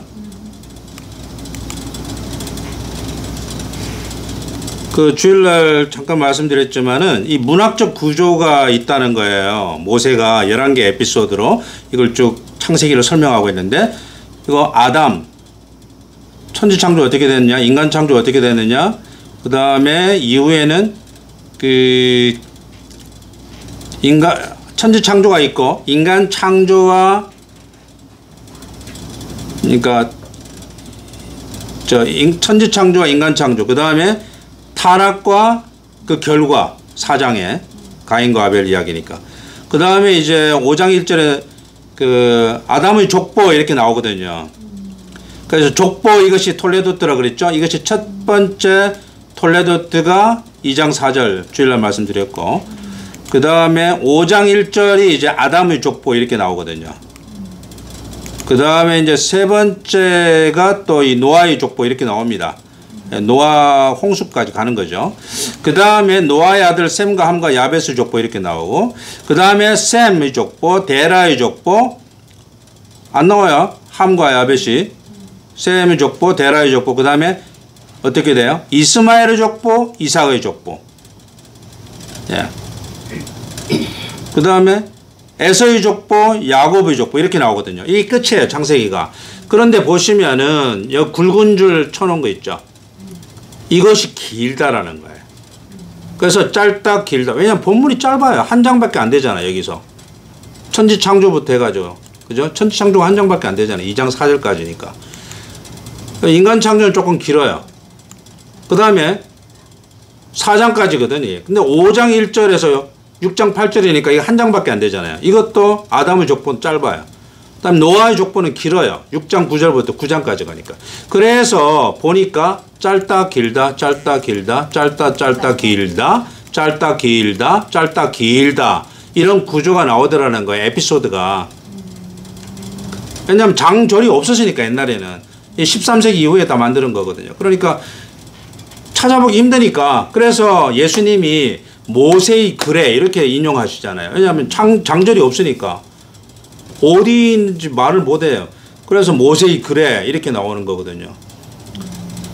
근데 지금은 장절을 이제 매겨놨어요. 종교개혁 때. 13세기부터 해가지고 종교개혁 때 출판가들이 이제 만들어 놨거든요. 그런데 원래 저자들은 모세는 그렇게 안 썼다는 겁니다. 이야기 뭉치로 짧다 하나, 길다 하나, 짧다 하나, 길다 하나, 짧다, 짧다, 길다 하나, 또 짧다, 길다 하나, 또 짧다, 길다 하나, 이렇게 창세기를 썼다는 거예요. 단락을 그렇게 구별했다는 겁니다. 히브리어는 이게 모음이 없거든요. 원래. 모음이 없으니까 13세기 넘어가서 마소라 학파라고 하는 사람들이 이게 발음을 좀 할 수 있도록 읽어야지. 이거 글자만 있으면 뭐하냐, 자음만 있으면. 그래서 모음을 갖다 박은 거예요. 점도 찍고 모음도 찍고 하다 보니까 뭐 찍다 보니까 이해를 좀 더 듣기 위해서 첨삭도 하기도 하고 하니까 마소라 사본, 우리가 마소라 사본을 우리가 보기는 하는데 마소라 학파들이 만든 사본이거든요. 원래 원본은 없어졌습니다. 헬라어도 없어졌고 신약도 없어졌고 구약도 없어졌어요. 하지만 지금 그 마소라 학파들이 사용한 그 히브리어 글을 우리는 원본이라고 보고 우리가 쓰고 있는 겁니다. 히브리 원어라 이렇게 본다는 거예요. 진짜 아닌지 모르지만 그렇게 보는 거예요 지금. 그래서 마소라 학파가 13세기 한 건데 이게 무슨 소리야? 그러면은 BC 4세기 LX 70인역이 훨씬 이전에 썼는데 70인역이 더 정확한 거 아니야? 그래서 70인역을 뒤져본다는 겁니다. 이해되시죠? 성경이 어느 것이 먼저 써진 게 있는데 왜 후대에 쓴 걸 보냐는 거예요. 그런데 이상하게도 마소라 학파에서 그 연구한 그 본문이 더 진정성이 있어 보인다, 신빙성이 있어 보이고, 이 70인역은 조금 이게 아닌 것처럼 되는 것들이 많이 발견되기 때문에 70인역보다는 이 마소라 학파 13세기 이 사본을 좀 더 우리가 권위 있게 친다는 겁니다. 그래서 우리가 히브리어 성경 원어를 그냥 13세기 걸로 한참 후대 건데 뭐 몇백 년 안 됐잖아요. 근데 그거를 우리가 원어로 본다는 겁니다, 지금. 예. 자, 그런데 이제 이것을 이렇게 문학적 구조가 있구나. 이 문학적 구조가 있다고 해서 이것이 하나님 말씀이 아니라는 거 아닙니다. 모세가 이렇게 말을 했지만 어떤 메시지가 뭐냐, 그 메시지의 가치가 하나님께서 직접 말씀하신 것과 동등한 수준으로 우리는 하나님 말씀을 받는다라는 말이지, 이것을 하나님께서 불러주셨고 이거 모세가 받아 쓴 게 아니라는 거예요. 신약 성경도 마찬가지고. 그것을 우리가 이제 좀 확실히 알아야 되고, 그래서 성경을 볼 때도 항상 모세가 이걸 왜 이렇게 썼지? 이렇게 우리가 항상 알아야 된다. 신약 성경도 마찬가지고요. 그런 관점에서 성경을 읽으시라. 그리고 모세가 이집트에서 태어났고, 그죠? 그리고 거기에서 뭐 성장했고 40세 도망 나왔고, 이걸 우리가 알잖아요. 자, 이런 지도 보면 이 지도 이거 어디서 났을까? 이런 피라미드 이런 거, 그죠? 이렇게 궁금하잖아요, 이게. 그렇죠. 이거 그냥 아까 여기에서 헤브론 만일에 치면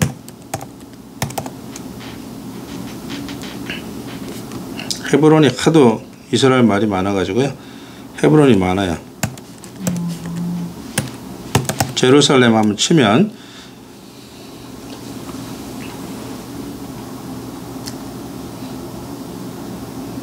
여기 갑니다. 여기 있죠? 여기 다 있어요. 여기 선이 내려오면 이렇게 내려오면 여기 예루살렘이잖아요. 여기 예루살렘. 여기에서 이렇게 길이 하나밖에 없죠. 안 가봐도 압니다. 이렇게 안 가봐도 다 알아요. 이렇게 내려와요. 길이 하나밖에 없어요. 여기 히브론 이렇게 써 있죠. 이 헤브론 딱 가는 길입니다. 요것도 내려와요. 제가 지난번에 이야기했죠. 그 아브라함이 사라하고 그 이삭 낳고 나서 별거 생활에 들어가 가지고 그 오도 가도 못하는 참 안타까운 신세가 됐다고 그랬잖아요. 왜냐하면 그 하갈하고 이스마엘하고 쫓겨나 가지고 저기 브엘세바 광야에서 갔을 때 그 옆에 그냥 거기 살았다고 그랬잖아요. 사라는 헤브론에 그대로 있었고 요 밑으로 쭉 내려가면 나옵니다. 여기 헤브론이잖아요. 여기가 헤브론 산지 길 계곡 쭉 내려오죠. 그래서 이게 도대체 어디냐 이런 걸 우리가 추정할 수 있다라는 거예요. 자, 이렇게 해서 여러분 열심히 찾아보라고 제가 이거 보여주는 거예요. 여기에서 보면 다 나옵니다. 전부 다 나와요. 시간 되실 때마다 자주 들여다보시고 구글에 성지순례 한 번 갈 거 이거 한 100번 보시고 가시라 이 말이에요. 성지순례 100번 갔다 오면 뭐합니까? 왜냐하면 시내산을 갔다가 잘못 알았다 그러잖아요. 시내산을 잘못 알았대요. 그걸 어느 집사님이 그걸 밝혀가지고 그 집사님이 장로님이 됐는데 한국에 한 2006년도인가 7년도부터 막 떠들고 다니셨어요. 사우디아라비아의 그 한의사이셨는데 이분이 한국 가서 시내산 잘못됐다고 그거 아니라고 지금 그거 이제까지 목사님들하고 교인들 많이 갔는데 거기 아니라고 막 했잖아요.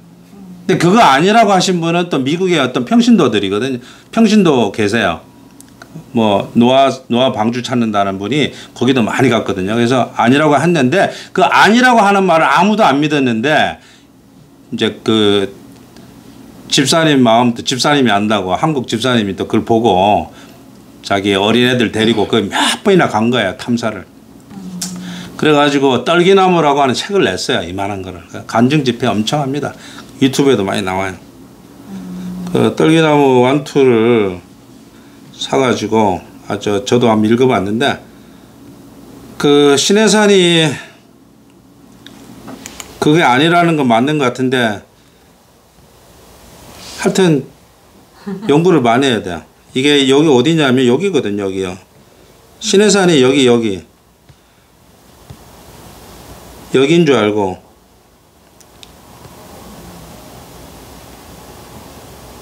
이게 다 보이거든요.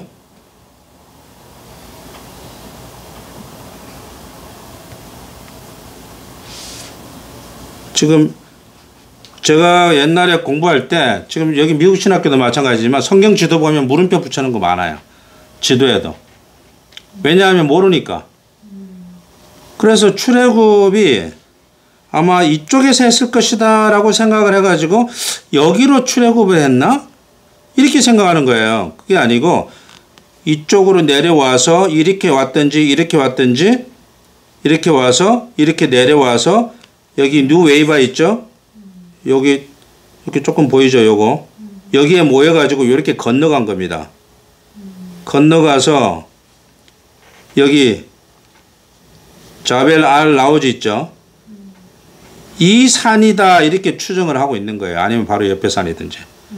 그러니까 이제까지는 여기에 있는 걸로 알았는데 시내산이 이 시내반도에 있는 줄 알았는데 바울도 아라비아에 그 시내산이 있다고 했으니까 여기가 맞을 거다. 이제 이렇게 설이 이제 바뀌고 있는 겁니다. 자, 이런 거 어떻게 연구하느냐? 그냥 구글에서 보고 이렇게 보는 거예요. 계속 이거 보십시오. 그리고 이강대 목사님이 뭐 예루살렘에 대해서 엄청 그 유튜브에 보면 그 뭐 해설을 잘 하시는데 신해산은 옛날 때 가시더라고. 옛날 거를. 그러니까 여러분들이 골라서 다 보시되 제일 좋은 것은 본인이 누구든지 연구하는 학생이다 생각하고 끊임없이 공부를 해야 된다. 예, 크리스천들은 학생의 길을 포기하면은 그거는 성경 배우는 일을 게을리하면은 이거는 안 되는 거다 생각합니다. 옛날에 그 유생들을 보면 나이가 많아도 학생이라 그랬거든요. 학생. 저는 처음에 학생이 왜 그 사람이 학생인가 했는데 죽을 때까지 날생자 아닙니까? 죽을 때까지 배우는 거거든요. 태어나면서부터. 그래서 모든 직분자들은 아이고 목사님이 알아서 밥 잘 해줘서 우리한테 잘 먹여주겠지. 잘못 먹이면 목사님 책임이야. 이렇게 하시면 안 되고 모든 사람이 재료를 잘 사가지고 밥을 잘 만들어서 누구한테 잘 떠먹여줘야 되는 거죠. 그런 사람들이 교사 그룹인 겁니다. 그리고 목사는 이 목양하는 거잖아요. 그렇죠?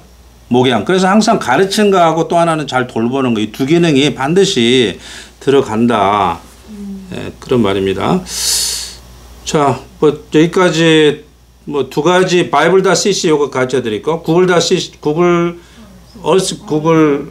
earth.google.com에서 자주 들여다봐라 이런 말씀을 제가 드렸습니다. 자, 마지막으로 이제 질문 좀 받고 마칠게요. 지금 한국교회는 지금 신해산을 지금 어떻게 지금 성지순례가게 되고 신해산 옛날 가신 분 많죠. 그렇지 안 갑니까? 당황하겠죠. 네? 당황하겠죠. 네. 김승학 장로 이제 장로로 바뀌었는데 김승학 장로님이 그걸 하도 이제 유튜브뿐만 아니고 많이 이제 퍼트려 나가지고 김진섭 교수 계시죠. 김진섭 목사님 구약학자인데 그 부흥사로도 등록돼 있고 한 분인데 이분이 책을 이번에 하나 내다가 그 저기 창조과학회 아니 김승학 씨한테 전화를 해서 물어봤대요. 그 자기 양심상 이거를 고쳐야 되겠다고. 그래서 이거 좀 인용해야 되냐고 그 소리 했다더라고요. 지금 뭐 목사님 말씀하신 대로 좀 혼란이죠, 뭐 혼란. 신해산에 관련하는. 저도 예전에 처음에 신앙생활할 때 예. 출애굽 경례에도 상당히 캐션 마크 붙였던 사람이에요. 처음에. 아 그래요? 예. 아말렉이 전쟁하잖아요. 그러면 시내반도 저기 그 서쪽이거든요. 아말렉이 이쪽에 있는데 어떻게 거기서 전쟁하느냐 이런 의민들이 굉장히 처음에 신앙생활할 때 굉장히 많았었어요. 그러다 이제 김승학 씨 이제 그걸 보면서 그 유튜브를 보면서 야 그렇구나 그럴 수도 있겠구나라는 그런 예. 가능성들을 이렇게 제가 뭐 이렇게 예. 생각했던 겁니다. 근데 또 다른 유튜브 보니까는 그 김승학 씨를 갖다가 이렇게 또 나름대로 반대하는 예. 한국 목사님이서 지금 이름은 잊어버렸는데 그분에 대해서 또 이렇게 또 유튜브가 또 나왔더라고요. 예. 김승학 씨가 보고한 것은 론 와이엇이라고 하는 분이 있고 예. 또 그 외에도 몇 분 더 계신데 사실 우리 한국에서는 김승학 씨가 뭐 최초라고 또 볼 수 있죠. 막 강단마다 떠들어 다녔으니까. 지금 이제 신해산 그 성지순례 거기 안 가겠네요. 이제 안 가죠. 왜냐하면 이때 왜냐하면 뭐 그것만 해도 지각 변동이 있었던 거죠. 근데 사실 뭐 성경 자체가 잘 이해가 안 되는 게 너무 많아요. 그렇죠. 네, 수현 씨. 오늘 너무 소중한 자료들 감사드리고요. 말씀 감사드립니다.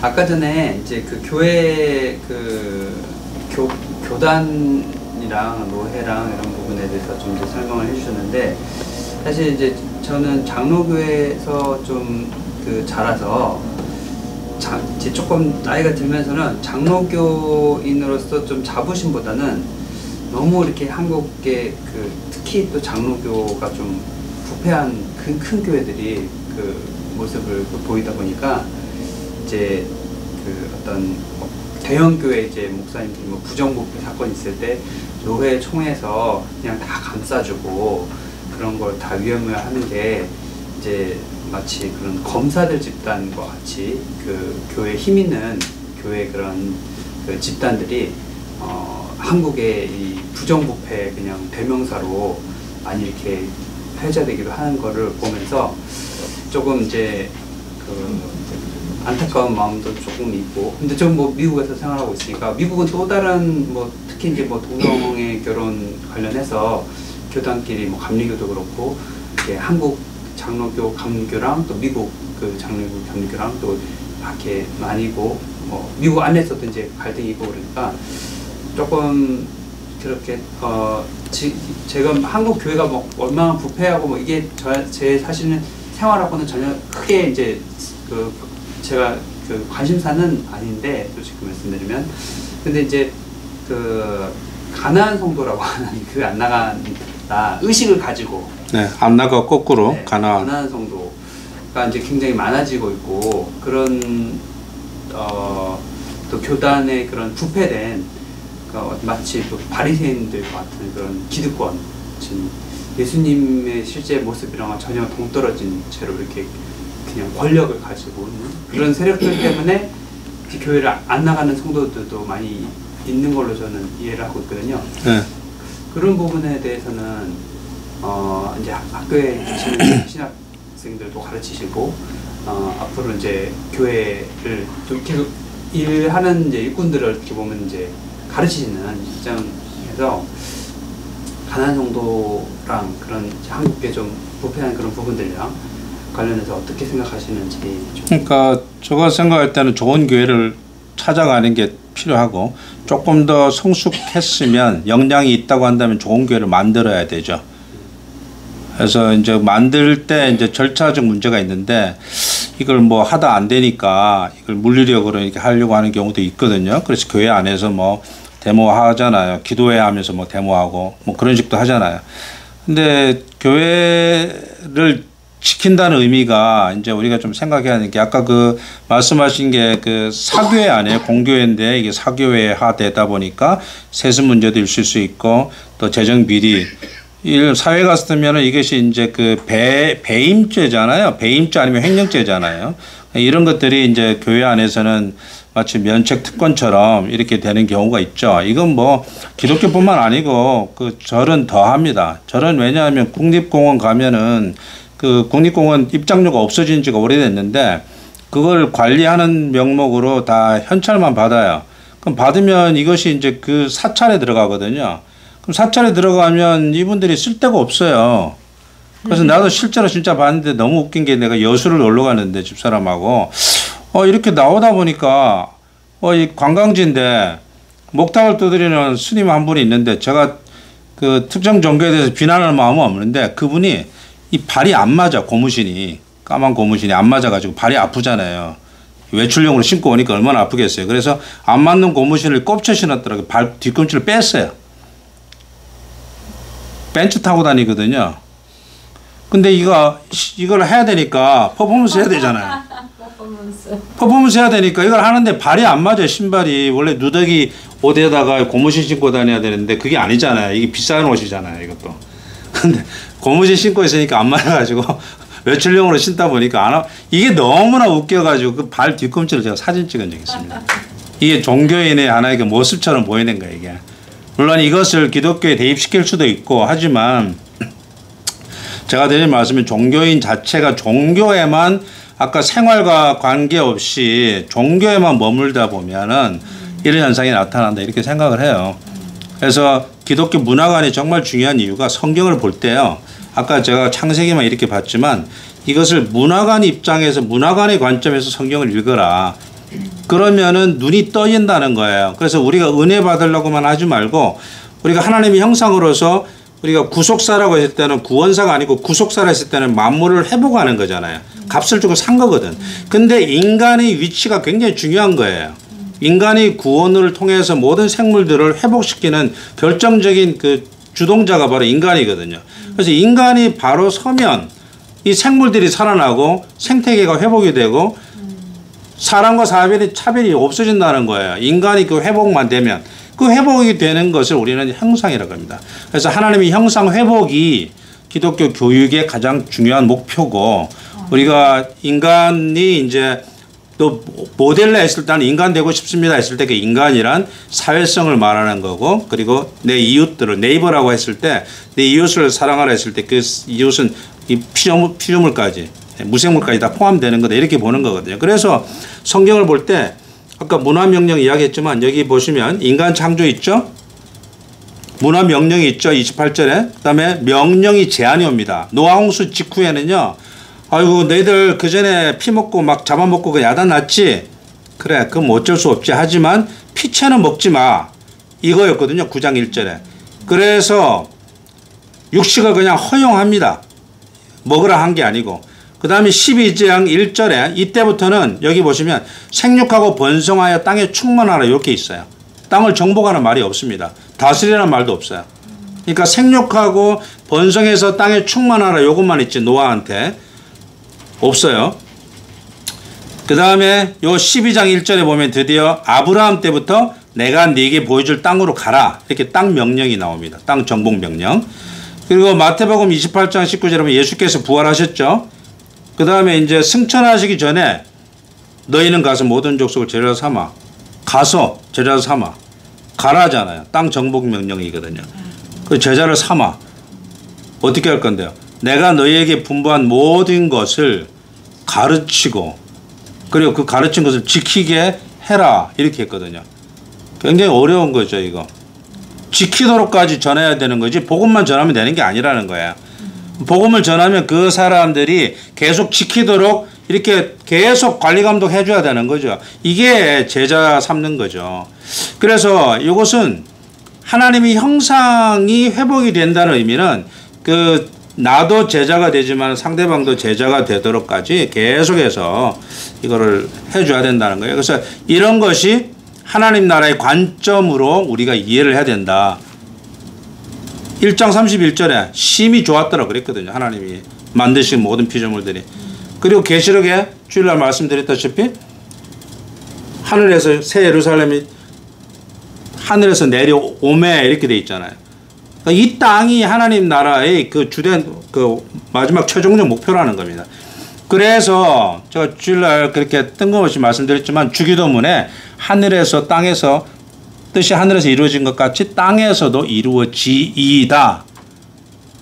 이렇게 질 것입니다. 이런 표현이거든요.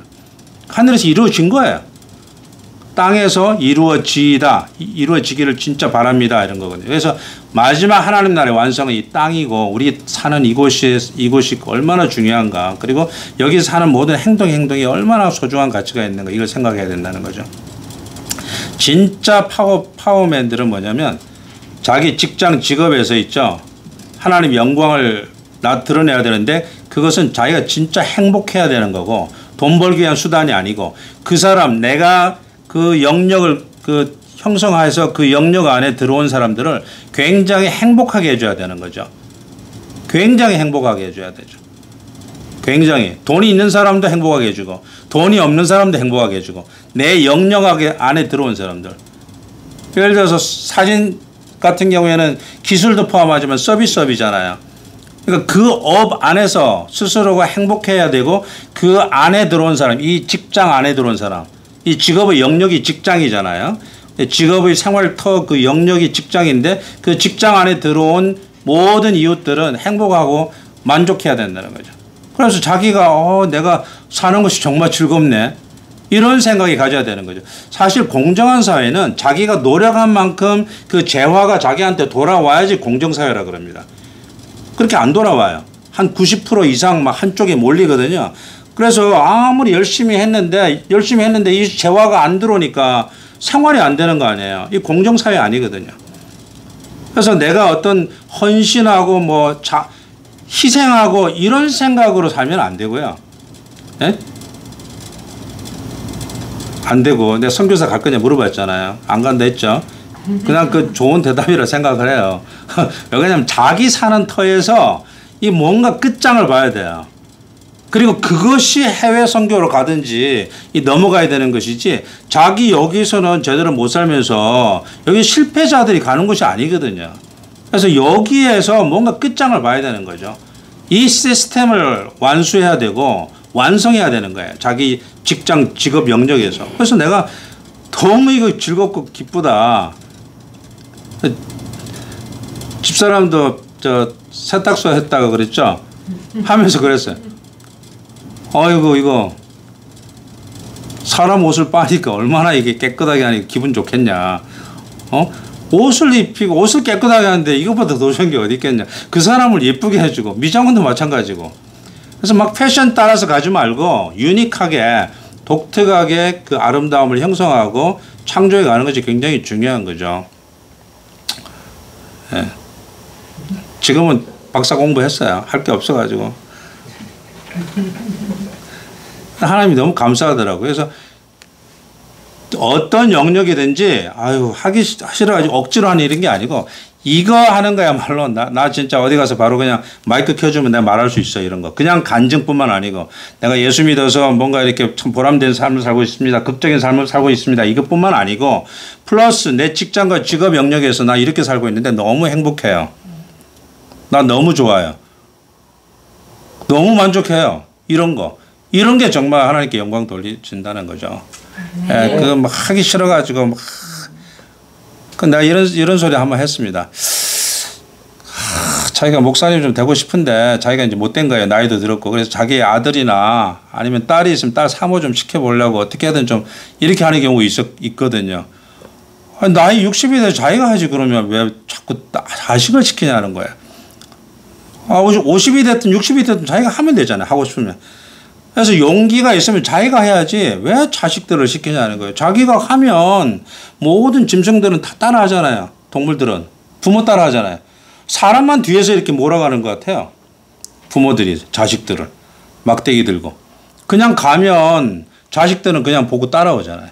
그래서 자기가 하는 영역에 대해서 정말 자부심을 가지고 하는 영역이 난 재밌고 즐겁고 나는 너무 만족해. 이런 거. 이런 것을 우리가 형성을 하고 그 사람들끼리 그 직업 가지고 있는 사람들이 이렇게 모여서 그 리더십 군집을 이루어야 됩니다. 군집을. 환경 같은 경우에는 세탁소 운영하는 사람들이 환경 좀 좋게 하자는데 반대하는 거 봤거든요. 옛날에. 좀 피해 간다고. 또 네일 살롱 하시는 분들이 뭐 주일 성수, 그 주일날 블룰로라고 있습니다. 그 버겐 카운티에. 거기 있는데 제가 살던 뉴저지에 있는데 그 세금 제일 많이 내는 카운티거든요. 근데 거기에서 일요일날 문을 닫아요. 모레는. 옛날 청교도들이 있어가지고 청교도들이 그 법을 만들었는데 지금도 그 법을 지키고 있거든요. 근데 최근에 없어졌다 소리를 잠깐 들었는데 정확하게는 모르겠어요. 근데 그것을 없애자 주일날 문 열게 해주세요. 요청한 분들이 한인 그 네일업에 종사하는 분들이 많았대요. 대부분은 교회 가는 사람들인데. 그렇잖아요. 좀 웃기잖아요. 그래서 참 안타까운 그런 마음이 들었습니다. 자기 직업이나 직장 영역에서 끝장을 보는 나는 프로페셔널하다. 이거는 내 기술뿐만 아니고 사람을 만족하게 하고 그래서 사진 같은 경우는 영정사진 막 공짜로 찍어주는 데 많잖아요. 자기가 10의 1조 하나님께 드리고 10의 2조 부모님께 드리고 10의 3조는 내가 교회 밖에 내가 낸다. 이렇게 해서 일부러 모으잖아요. 그 기금들을. 사실 내가 그 이야기 하려고 그랬거든요. 따로 만나가지고 더 열심히 해가지고 돈 10의 3조 좀 만들어가지고 저기 헨리방 목사님 그거 쓰러졌다 그러잖아요. 자기 집 팔아가지고 그거 했는데 그거 좀 가서 돕고 거기 그 외에도 많이 있을 텐데 이 연합을 해야 돼요. 네트워크를. 그래가지고 혼자서 각계전투하지 말고 연합을 할 때 특별히 교회에 있는 분들은 교회 목사님하고 항상 기도 부탁도 하고 지도를 받으면서 이게 같이 이렇게 만들어가면 정말 작지만 큰 교회가 되리라 생각을 해요. 어떤 분은 큰 교회는 이렇게 하거든요. 막 그냥 맡겨놓고 목사님 알아서 하겠지 하고 나 헌금만 내는 분도 있는데 그렇게 하지 말고 깊이 인발부 해가지고 그렇게 하면 좋겠어요. 저 오라고 한 거 보니까 아마 올해 가기 전에 5가정은 여기 앉히지 않겠나 싶은데 앉혀가지고 그런 집사 가정이 이런 또래 가정이 있어야 됩니다. 또래 가정. 또래 가정 꼭 만들어 주십시오. 네? 만들어 주세요. 기도는 다른 분이 하고 실행합시다.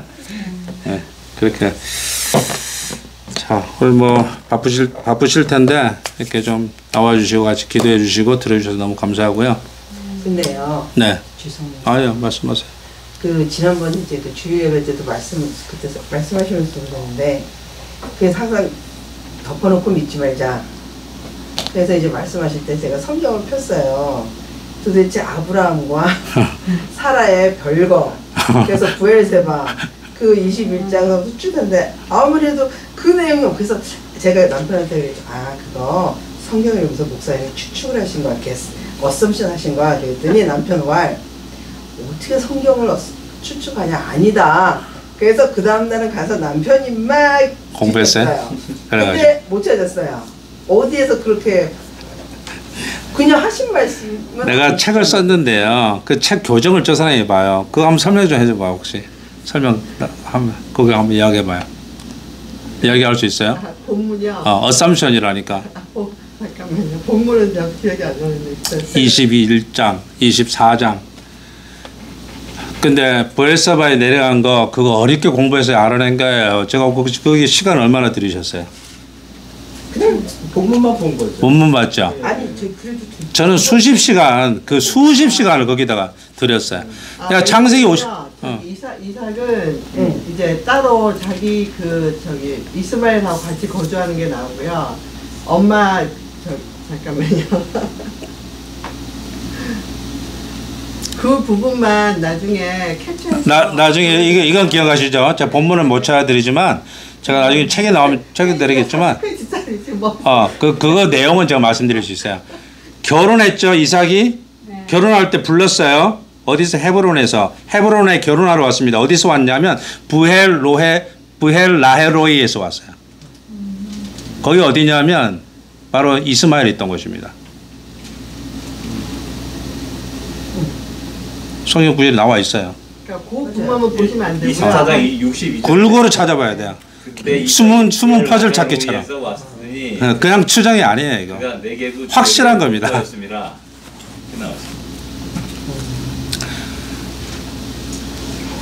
감사합니다. 이제 아까 말씀하실 때 네, 여러 곳에서 나오는 그 지명과 이런 것들 합해서 결론이 퍼즐을 맞춰야지 나오는지 그냥 안 나와요 이거 절대로. 성경 말씀 수십 시간을 봤어요. 안 나오지만 이렇게 여기저기 이렇게 추정해서 나온다. 그리고 아까 말씀하신 한 절에 나오는 게 아니야. 그 아담이 이제 그 범죄한 후에 하나님께서 가죽옷을 지어 입히셨더라. 그 말씀을 하실 때 이제 우리가 이제 그 가죽옷을 지어 입히셨더라. 그래서 이제 그 예수님의 이제 그 보혈의 피를 이제 그걸 반추해서 우리 설명이 이제 기억 이제 그냥 습관적으로 그냥 이렇게 빠지는 게 예수님의 이제 그 보혈의 흘리심과 양을 하나님이 그와 같이 양을 먼저 구약해서 양을 죽이시고 그 흘리신 보혈의 피 그리고 나중에 그 양 가죽을 옷을 입히셨더라 라고 해석하는 게 잘못이라고요. 잘못됐다. 잘못된 해석이라고요. 네. 왜? 신학적 해석을 먼저 하면 안 되니까. 성경은 성경 문자 그대로 해석해야지. 그 다음에 그 역사적 그 social logical이라 그럽니다. social logical interpretation 해야 되는 이유는 사회 문화적으로 해석하고 첫 번째는 문자적으로 해석하고 두 번째는 사회 문화적으로 social logical하게. 그 말은 그 당시에 가옥이 어땠느냐, 옷 형태가 어땠느냐, 날씨가 어땠느냐 이런 거 다 생각하고 고려를 해서 해석해야 된다는 거예요. 그 다음에 제일 끝에 이렇게 낸 그 결과가 해석 결과가 전체 신학에 맞느냐 성경 전체의 그 흐름에 부합하느냐 이걸 봐야 되는 거예요. 예를 들면 마가복음 2장에 한번 보세요. 마가복음 2장에 보면 수일 후에 예수께서 다시 가버나움에 들어가시니 집에 계시다는 소문이 들린지라. 이게 예수님 집이죠. 많은 사람이 모여서 문 앞이라도 들어설 자리가 없었는데 예수께서 그들에게 도를 말씀하시더니 뭔가 도를 이렇게 말씀하셨어요. 가르쳤어요. 사람들이 한 중풍자를 4사람에게 메워가지고 예수께로 올세 무리들 때문에 예수께 데려갈 수 없으므로 그 계신 곳의 지붕을 뜯어 구멍을 내고 중풍병자가 누운 상을 달아내리니 예수께서 그들의 믿음을 보시고 중풍병자에게 이르시되 작은 자야 네 죄상을 받았느니라 하시니 어떤 서기관들이 거기 앉아서 마음에 생각하기를 이 사람이 어찌 이렇게 말하는가 신성 모독이로다 오직 하나님 한 분에는 누가 능히 죄를 사하겠느냐 이렇게 말했죠. 여기 보시면은 네 죄상을 받았느냐 이렇게 했잖아요. 5절에 예수께서 그러면 그렇지. 5절에 보면은 그들의 믿음을 보시고 이렇게 써 있잖아요. 그래서 우리가 생각할 때 예수님께서 그들의 믿음을 보시고 죄사함을 해주셨구나. 그 소자뿐만 아니고 같이 메고 갔던 사람들 일단의 그 사람들의 믿음을 보시고 얼마나 믿음이 좋았으면 그렇게 할까. 하지만 이건 미안한 얘기지만 완전히 이건 바뀐 해석이죠. 왜냐? 이렇게 몰상식한 사람이 없어요. 첫 번째. 남들 줄 잘 서 있는데 늦게 와가지고 가옥 구조가 그렇거든요. 계단이 밖에서 옥상으로 올라가는 계단이거든요. 그 집안에 못 들어가니까 이 사람들이 밖에 계단으로 지붕으로 올라가서 옥상에 올라가서 옥상에 거닐 수 있는 곳만 간 게 아니고 지붕을 뜯었어요. 그럼 어떻게 됩니까? 기물 파손죄 되죠. 재산 손괴죄가 들어가죠. 예배 방해죄. 그 다음에 세치게 했잖아요. 이게 한두 가지 제목이 아니에요. 그러면 예수님이 이게 윤리적으로 허용이 되는 건가? 남들 다 줄 서 있는데 자기는 왜 세치게 해요? 그것도 예수님 집을 때려 부수고. 이 말이 안 돼. 큰 인사사고 나는 거거든요. 야 이놈들아. 아니 아무리 급해도 그렇지. 이번만 내가 봐줄게 하면서 용서해주고 뭐라고 해야 되는데 예수님 아무 말씀도 안 하세요. 이거는요 실물 쇼하는 겁니다. 왜냐하면 일단 이게 지붕이 아무리 집이 흐름에도 있죠. 이 네 사람이 이상이 그 지붕에 올라갈 수 있다라고 하는 것은 지붕이 그 집이 이만한 오두막집이 아니라는 거예요. 그렇잖아요. 천장 다 무너지게 네 사람이 올라가 있는데 그것도 침상이 이렇게 됐잖아요. 이렇게 사람이 탔으니까 이게 수직이 아니잖아요. 헬리콥터에서 응급환자 이렇게 실어 나갈 때 어떻게 합니까? 이렇게 올리는 기기도 하죠. 급할 때는 이렇게 딱 해야 되거든요. 이렇게 하려면 이 지붕이 얼마나 크게 뚫어야 되겠습니까? 안전하게. 그만큼 큰 일입니다. 이게 1, 20분 만에 뚫을 수 있는 지붕이 아니에요. 아무리 마음이 좋으시고 너그러우신 우리 목사님, 이 형님 목사님께서 설교를 하시다가 누가 이 지붕을 뚫어요. 뜬금없이. 10분, 20분, 30분, 1시간 뚫어보세요. 이게 성질 나나 안 나나. 그 사람한테 왜 구원을 베푸냐고요. 그 말이 안 되는 소리예요. 그 자체가. 그 말은 여기서 보시면 도를 말씀하셨다 써 있잖아요. 지금 빨리빨리 쳐내야 되는데 환자들 빨리빨리 보내야 되잖아요. 그래야지 다음 환자 받는데 환자를 이게 치료를 안 하고 계속해서 하나님 말씀에 하나님 나라에 대해서 도만 말씀하셨다는 거야 이게 지금. 그 도가 뭔데 이게? 여기는 안 나와 있지만은 마가복음 2장이 있지만은 마태복음에는 이게 어디 있냐면은 이게 9장이 있습니다. 마태복음 9장 똑같은 본문이 마태복음 9장이 있어요. 9장 1절에 이게 언제 사건이냐면은 마태복음 5장에서 7장이 산상 강화 사건입니다. 산상 강화 사건은 이거 지켜라고 한 게 아니에요. 이거 절대 못 지킵니다. 그렇잖아요. 오른밤 때렸는데 왼밤 누가 어떻게 될 수 있어요? 아니 어떻게 이거를 팔을 찍습니까? 그리고 내가 또 어떤 여자 쳐다만 봤는데 그 간음자라 그러는데 미워하는 마음 없는 사람이 또 어디 있어요? 이 말이 안 되는 소리잖아요. 이거는 완전 절벽 끝까지 막 몰아간 거예요. 예수님께서. 왜냐? 여기 온 사람들은 청결한 사람들이거든요. 깨끗한 사람들이 온 거예요. 나쁜 놈들 안 왔어요. 예? 그런 사람들한테 너희들이 깨끗하게 살고 또 의롭게 살면 얼마나 살았니? 하고 계속 되묻는 겁니다. 그랬을 때 이 사람들이 막다른 길까지 딱 몰아간 거예요. 이것이 가르치는 이야기지 지키라고 한 이야기가 아니라는 겁니다. 그럼 우리가 어떻게 해야 돼요? 이렇게 나오도록. 그게 5장부터 7장까지 이야기가 마태가 쓴 거예요. 이거 하루 이야기입니다. 그 다음에 8장에 누구냐면 백부장 사건이 나옵니다. 이스라엘 중에 이만한 믿음을 내가 본 적이 없다라고 백부장, 그 로마 사람입니다. 100명의 병사들을 거느린 장교예요. 실제로 한 60명인데. 근데 그 사람의 믿음이 이스라엘 모든 사람보다 낫다는 거예요. 그러니까 믿음의 어떤 태도, 자세에 대해서 말한 거거든요. 가라면 가고 오라면 온다 군인들이. 그러니까 예수님께서 가라고 나서라 이렇게 하면 되지 왜 예수님께서 오실 필요 없습니다 이 말이거든요. 그러니까 그 믿음이 너무 기이해서 그렇게 칭찬해 준 거라는 거죠. 그러니까 믿음이란 무엇인가? 5장에서 7장. 믿음은 어떻게 믿어야 되는 건가? 백부장 사건. 9장에는 믿음의 주체가 누가 도대체 그 믿음을 주시는가에 대한 거죠. 믿음은 여기 나와 있잖아요. 하나님 아니면 누가 죄를 사하겠느냐. 그죠? 서기관들이 말했잖아. 이거 이단 지파의 간별사들이 온 거거든요. 왜냐면 거기에 그 회당이 있었어요.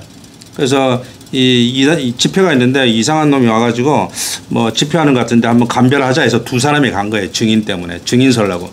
그래 갔는데 예수님이 안 고친다는 거예요. 안 고치고 계속해서 뭐 가르치기만 하고 안 고치는데 설상가상으로 지붕이 뜯기고 난리가 났네요. 사람들은 이제 어떻게 할 수가 없지. 지금 수습할 수가 없어 상황이. 그러면 그렇지. 하고 있는 그 말이 왜 나왔느냐면 예수님이 네 죄사함을 받았다. 이렇게 선언하니까 저거 뻥쳤구나. 능력도 없는 것이 사람들 고친다고 사람들 막 몰려오니까 말로 때우다가 립서비스 하다가 결국은 막다른 길 가니까 네 구원받았다 이렇게 선언하는구나. 이렇게 이 두 사람이 단정을 했다는 거예요. 그렇게 된 줄 아시고 예수께서 소재야 너 일어나서 네 침상 들고 걸어가봐 이렇게 했거든요. 아니 걸어가는 것도 힘든데 침상을 어떻게 듭니까 이거. 들고 나갔다 그랬거든요. 그러니까 즉각적인 행동의 변화가 일어났는데요. 이것은 예수께서 이렇게 하신 이유는 내가 죄 사하는 권세가 있다. 다시 말해서 내가 하나님 자신이라는 것을 스스로 선언적으로 보여주신 첫 번째 사건입니다. 산상 강화 사건은 예수님 공사역 3년 반 중에서 1년 지나고 나서 있었어요. 12제자 다 완성됐어요. 그런데 언제 예수님께서 자신이 하나님이라고 공표했냐면 바로 이 사건 때, 중풍병자 사건 때. 그래서 중풍병자 사건은 중풍병자를 예수님이 고치셨구나를 기록한 게 아니고 예수님이 자신이 하나님이라는 걸 스스로 보여주신 그 첫 번째 사건이라는 것을 마태가 여기다 기록한 거예요. 그런데 마가는 어떻게 기록했느냐? 그 앞에 보면은 1장에 보면은 전부 다 나환자, 그다음에 뭐 이상한 병 걸린 사람들.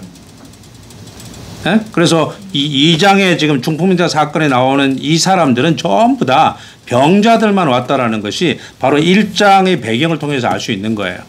그래서 그것을 사회문화적 배경이라 그러거든요. 해석할 때.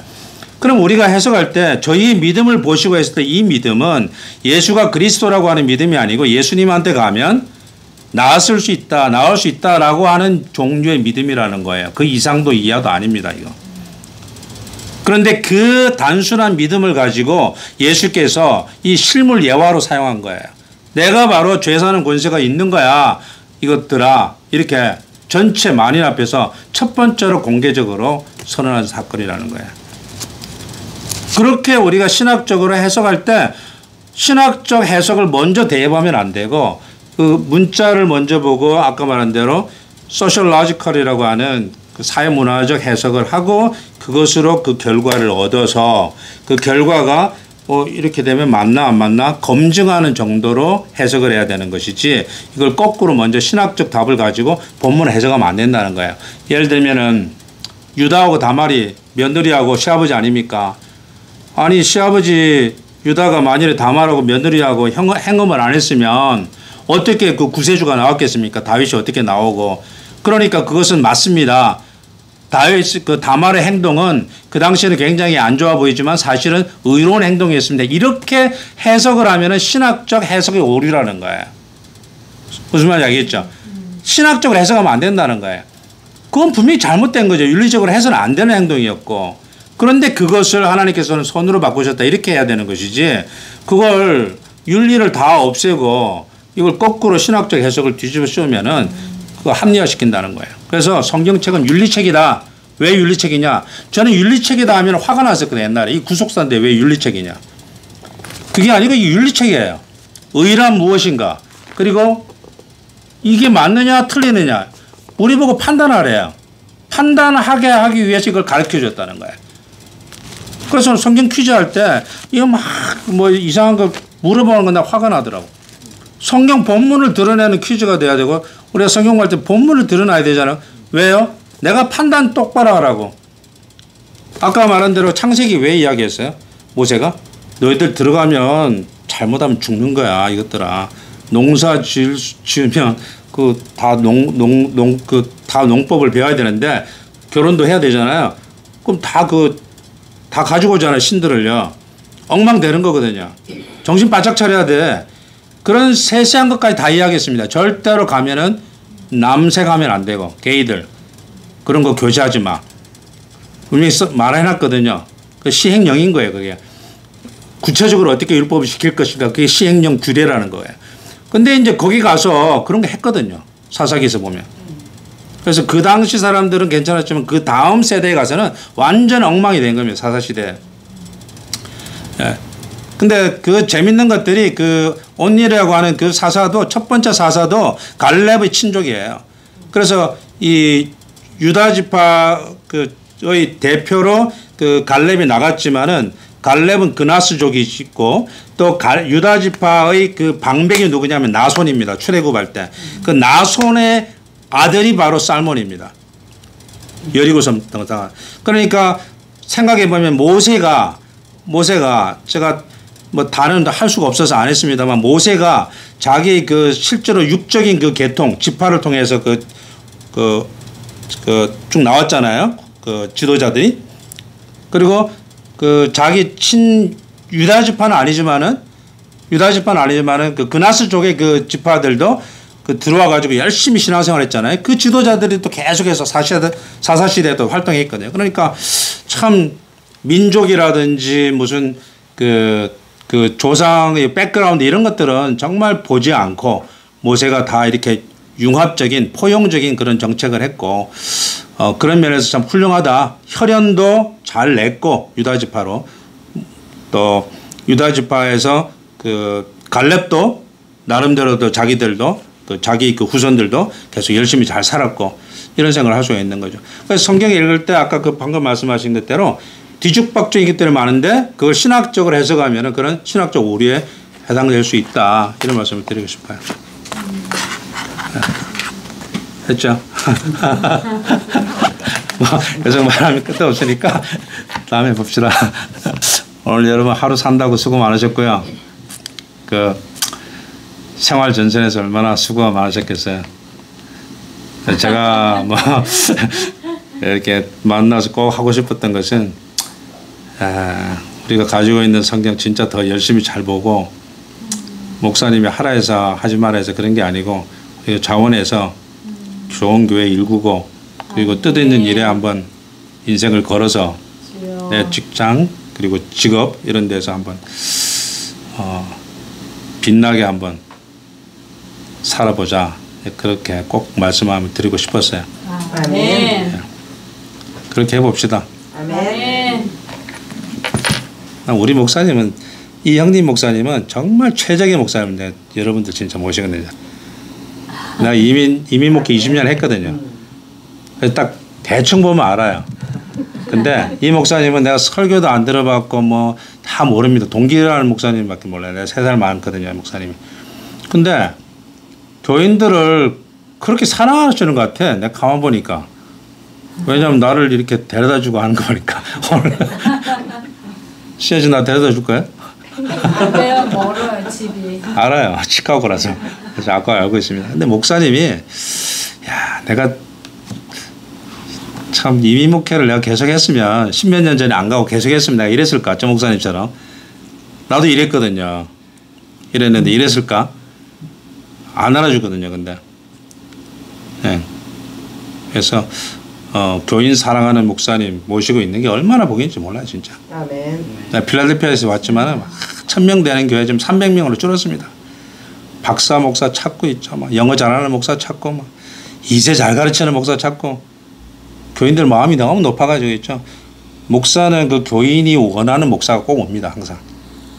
예, 우리 목사님 우리 교회 다 망쳤다 이러면 안 되고 교인이 어떤 목사님을 원하느냐에 따라서 그 목사가 오고 그 계속 도는 거예요. 그래서 사랑이 진짜 많은 그런 교회 만들어 가지고 아멘. 돈 뭐 또 벌어서 남기면 얼마나 남기겠습니까? 수현 씨 나 결혼할 때 애들 결혼할 때 2명 다 커서 결혼했거든요. 나 돈 하나도 안 들었어요. 나 비행기표 보내주더라고요. 한국에. 돈 많이 모아가지고 좋은 일에 많이 쓰시기 바랍니다. 남길 필요 없고. 자, 기도하고 마칠게요. 그러면 하나님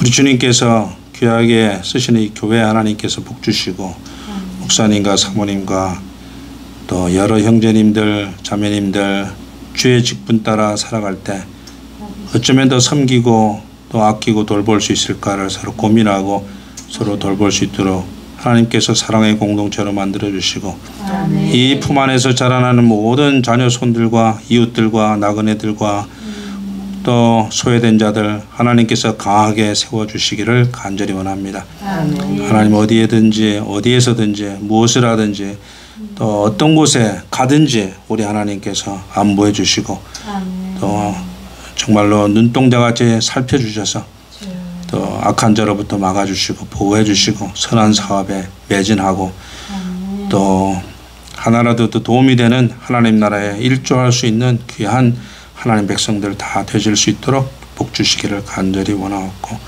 하시는 모든 사업과 직장과 또 가정 위에 우리 하나님께서 지켜주시기를 다시 한번 간절히 원하옵고 모든 말씀을 예수님 이름으로 감사하옵고 기도하옵나이다. 아멘. 고맙습니다 여러분. 감사합니다. 감사합니다. 뭐 얼마 시간도 안 나고. 진짜 얼마 안 됐네요. 몇 시간 된 줄 알았더니 여기 앞에 시계 때문에 그랬을까?